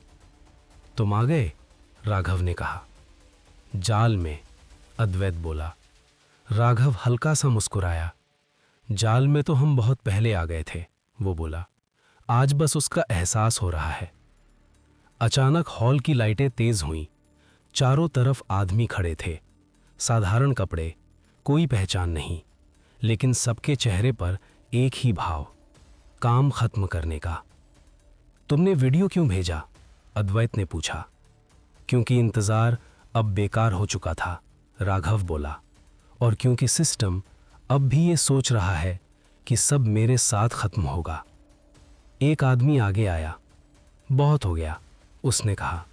दोनों को। राघव ने उसकी तरफ देखा। तुम लोग हमेशा एक गलती करते हो, वो बोला। क्या? आदमी ने पूछा। तुम सोचते हो कि हर सच एक इंसान में बंद होता है। राघव ने अद्वैत की तरफ देखा। मैंने इंतजार सिर्फ खुद के लिए नहीं किया, वो बोला। अद्वैत की भौहें सिकुड़ गईं। तो किसके लिए? उसने पूछा। राघव ने धीमे से कहा, उन सब के लिए जो कभी कागजों में गलत साबित कर दिए गए। तभी फैक्ट्री के बाहर सायरन की आवाज आई, पहले एक, फिर कई। पुलिस। आदमी घबरा गए। ये कैसे? एक ने कहा। अद्वैत ने अपनी जेब से फोन निकाला। लाइव लोकेशन, रिकॉर्डिंग, सब ऑन था। तुमने साइन किया था, एक आदमी ने चिल्लाया। तुम चुप रहने वाले थे, अद्वैत ने शांत स्वर में कहा।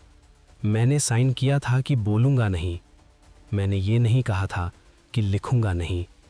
राघव खड़ा हो गया। जो कहा नहीं गया था वो बोला। वो अब खुद बोल रहा है। पुलिस अंदर घुस आई। अराजकता फैल गई। कुछ आदमी भागे, कुछ पकड़े गए। एक ने राघव की तरफ बंदूक उठाई। अद्वैत चिल्लाया, नहीं, लेकिन गोली चल चुकी थी। राघव का शरीर पीछे की तरफ झुका। अद्वैत दौड़ा, उसे पकड़ा। खून, बहुत खून। राघव ने उसकी तरफ देखा, होंठ हिले। अब, उसने मुश्किल से कहा, इंतजार खत्म। उसकी आंखें धीरे धीरे बंद हो गईं। सायरन और तेज हो गए। पुलिस राघव के पास आई। कोई बयान नहीं, कोई सवाल नहीं। सब कुछ बहुत तेजी से हो रहा था। अद्वैत वहीं बैठा था। राघव का सिर उसकी गोद में था और पहली बार उसे लगा सच बहुत महंगा होता है। इतना महंगा कि कभी कभी उसे जिंदा रखने के लिए किसी को मरना पड़ता है।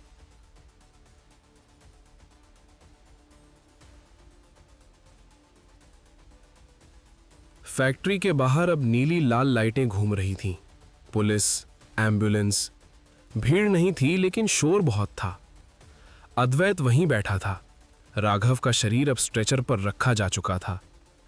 किसी ने उससे कुछ नहीं पूछा, शायद इसीलिए कि अब पूछने के लिए कुछ बचा ही नहीं था। एक सीनियर अफसर पास आया। आप ठीक हैं? उसने औपचारिक सा पूछा। अद्वैत ने सिर हिलाया। ठीक जैसा कुछ महसूस नहीं हो रहा था। यह पूरा ऑपरेशन हमारे लिए भी अचानक था, अफसर बोला। आपका बयान बाद में लिया जाएगा। अद्वैत ने उसकी तरफ देखा। बाद में कभी नहीं आता, उसने कहा। अफसर ने इस पर कुछ नहीं कहा। एम्बुलेंस चली गई। राघव के साथ उस आखिरी इंतजार को भी ले गई। अद्वैत ने खून से सनी अपनी हथेली देखी। उसे पोंछा नहीं। फोन वाइब्रेट हुआ। इस बार अनाया का नाम। उसने कॉल उठाया। मैंने न्यूज़ देखी, अनाया बोली। तुम ठीक हो? अद्वैत ने कुछ सेकंड कुछ नहीं कहा, फिर बोला, राघव मर गया। दूसरी तरफ लंबी खामोशी थी। तो अब? अनाया ने धीरे से पूछा। अद्वैत ने अंधेरे की तरफ देखा। अब सच अकेला है, उसने कहा। क्या वो सब सामने आएगा? अनया ने पूछा। अद्वैत ने सच बोला। कुछ आएगा, कुछ दबा दिया जाएगा। और तुम? अनया ने पूछा। अद्वैत ने हल्की सांस ली। मैं अब सिस्टम का हिस्सा नहीं हूं, उसने कहा, लेकिन मैं उससे बाहर भी नहीं हूं। कॉल कट गई। अद्वैत को लगा जैसे कोई भारी चीज उसके सीने से उतर गई हो और साथ ही एक नई जिम्मेदारी उस पर रख दी गई हो। सुबह होने लगी थी। आसमान हल्का नीला था। पुलिस की गाड़ियां एक एक करके जा रही थी। फैक्ट्री फिर से खामोश हो रही थी, जैसे कुछ हुआ ही ना हो। एक जवान उसके पास आया। सर, उसने कहा, यह आपको मिला। उसने एक छोटा सा पेन ड्राइव अद्वैत को दिया। कहां से? अद्वैत ने पूछा। राघव की जेब से, जवान बोला। उसने मरने से पहले यह आपकी तरफ इशारा करके दिया था। अद्वैत ने पेन ड्राइव को देखा। हल्की सी मुस्कान उसके चेहरे पर आई। घर पहुंचकर उसने लैपटॉप खोला, पेन ड्राइव लगाई। एक ही फोल्डर था, नाम, जो कहा नहीं गया। अद्वैत की सांस कुछ पल के लिए रुक गई। अंदर सिर्फ वीडियो नहीं थे, दस्तावेज, ऑडियो, मेल्स, डेटा, हर वो चीज जो सिस्टम कभी कागजों में लाना नहीं चाहता था। अद्वैत कुर्सी पर बैठ गया।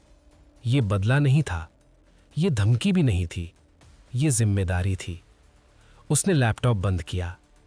आज नहीं, आज वो कुछ नहीं करेगा, क्योंकि कुछ सच्चाइयां तुरंत बाहर लाने के लिए नहीं होती, उन्हें सही वक्त का इंतजार करना पड़ता है। खिड़की से बाहर सूरज निकल चुका था, एक नई सुबह। लेकिन अद्वैत जानता था, ये कहानी अभी खत्म नहीं हुई है, ये बस आखिरी सवाल की तैयारी है।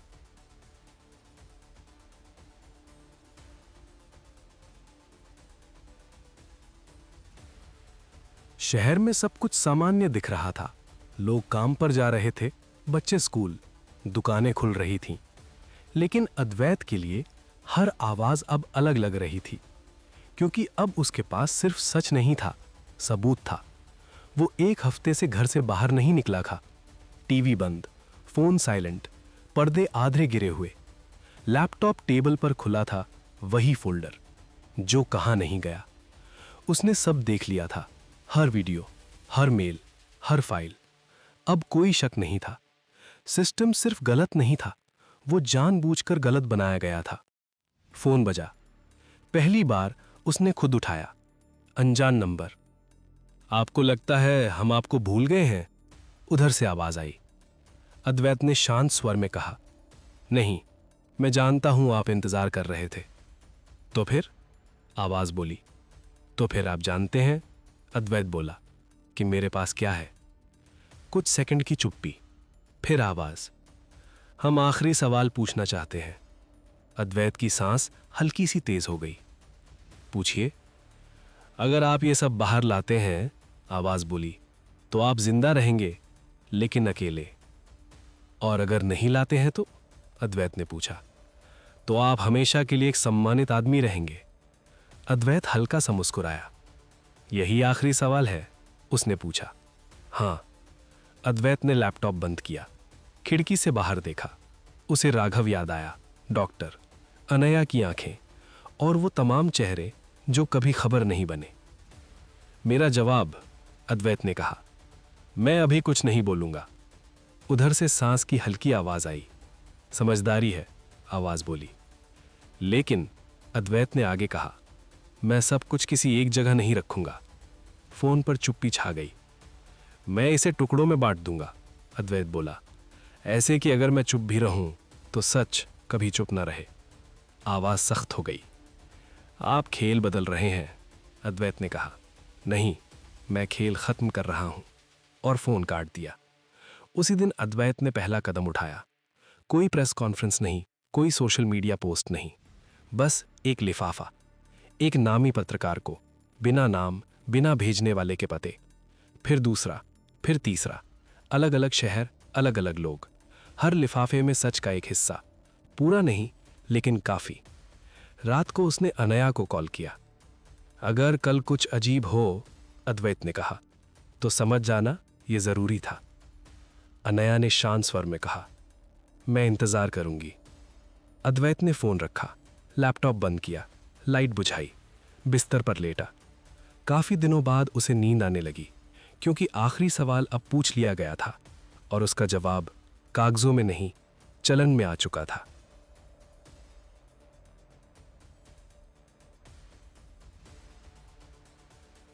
सुबह बहुत शांत थी, इतनी शांत कि अखबार के पन्ने पलटने की आवाज कमरे में साफ सुनाई दे रही थी। अद्वैत टेबल पर बैठा था, सामने वही अखबार। पहले पन्ने पर कोई बड़ा नाम नहीं था, लेकिन अंदर के पन्नों में एक छोटी सी खबर छपी थी। पुराने मामलों में रिकॉर्ड की गड़बड़ी की जांच शुरू। बस इतना ही। कोई राघव नहीं, कोई डॉक्टर नहीं, कोई नाम के बिना विभाग नहीं। अद्वैत ने अखबार मोड़ दिया। वो यही उम्मीद कर रहा था। सच कभी धमाके की तरह नहीं आता, वो रिश्ता है, धीरे धीरे। फोन बजा। इस बार कोई धमकी नहीं, एक साधारण कॉल। सर, दूसरी तरफ से आवाज आई। मैंने वो फाइल देखी जो आपने भेजी थी। और अद्वैत ने पूछा। और अब मैं अकेला नहीं हूं। कॉल कट गई। अद्वैत ने फोन नीचे रखा। उसके चेहरे पर ना मुस्कान थी, ना अफसोस। दिन बीतते गए। कहीं एक अफसर हटाया गया, कहीं एक केस दोबारा खुला, कहीं एक रिपोर्ट गुम हो गई। कोई बड़ी क्रांति नहीं हुई, बस दरारें पड़ने लगीं। अनया उससे मिलने आई, कई महीनों बाद। दोनों चुपचाप बैठे रहे। फिर अनया ने पूछा, क्या तुम्हें लगता है कि यह सब काफी है? अद्वैत ने खिड़की से बाहर देखा। नहीं, उसने कहा, लेकिन यह जरूरी था। और अब? अनया ने पूछा। अद्वैत ने सच कहा, अब मैं किसी सिस्टम को ठीक करने की कोशिश नहीं करूंगा। अनया ने उसकी तरफ देखा। तो क्या करोगे? अद्वैत ने जवाब दिया, मैं याद रखूंगा। उस रात अद्वैत अकेला बैठा था। टेबल पर वही पुरानी डायरी रखी थी जिससे सब शुरू हुआ था। उसने आखिरी पन्ना खोला। इस बार उसने खुद लिखा, जो दिखता है वही सच नहीं होता, और जो सच होता है वो हमेशा बोलता नहीं। उसने पेन रखा, लाइट बंद की।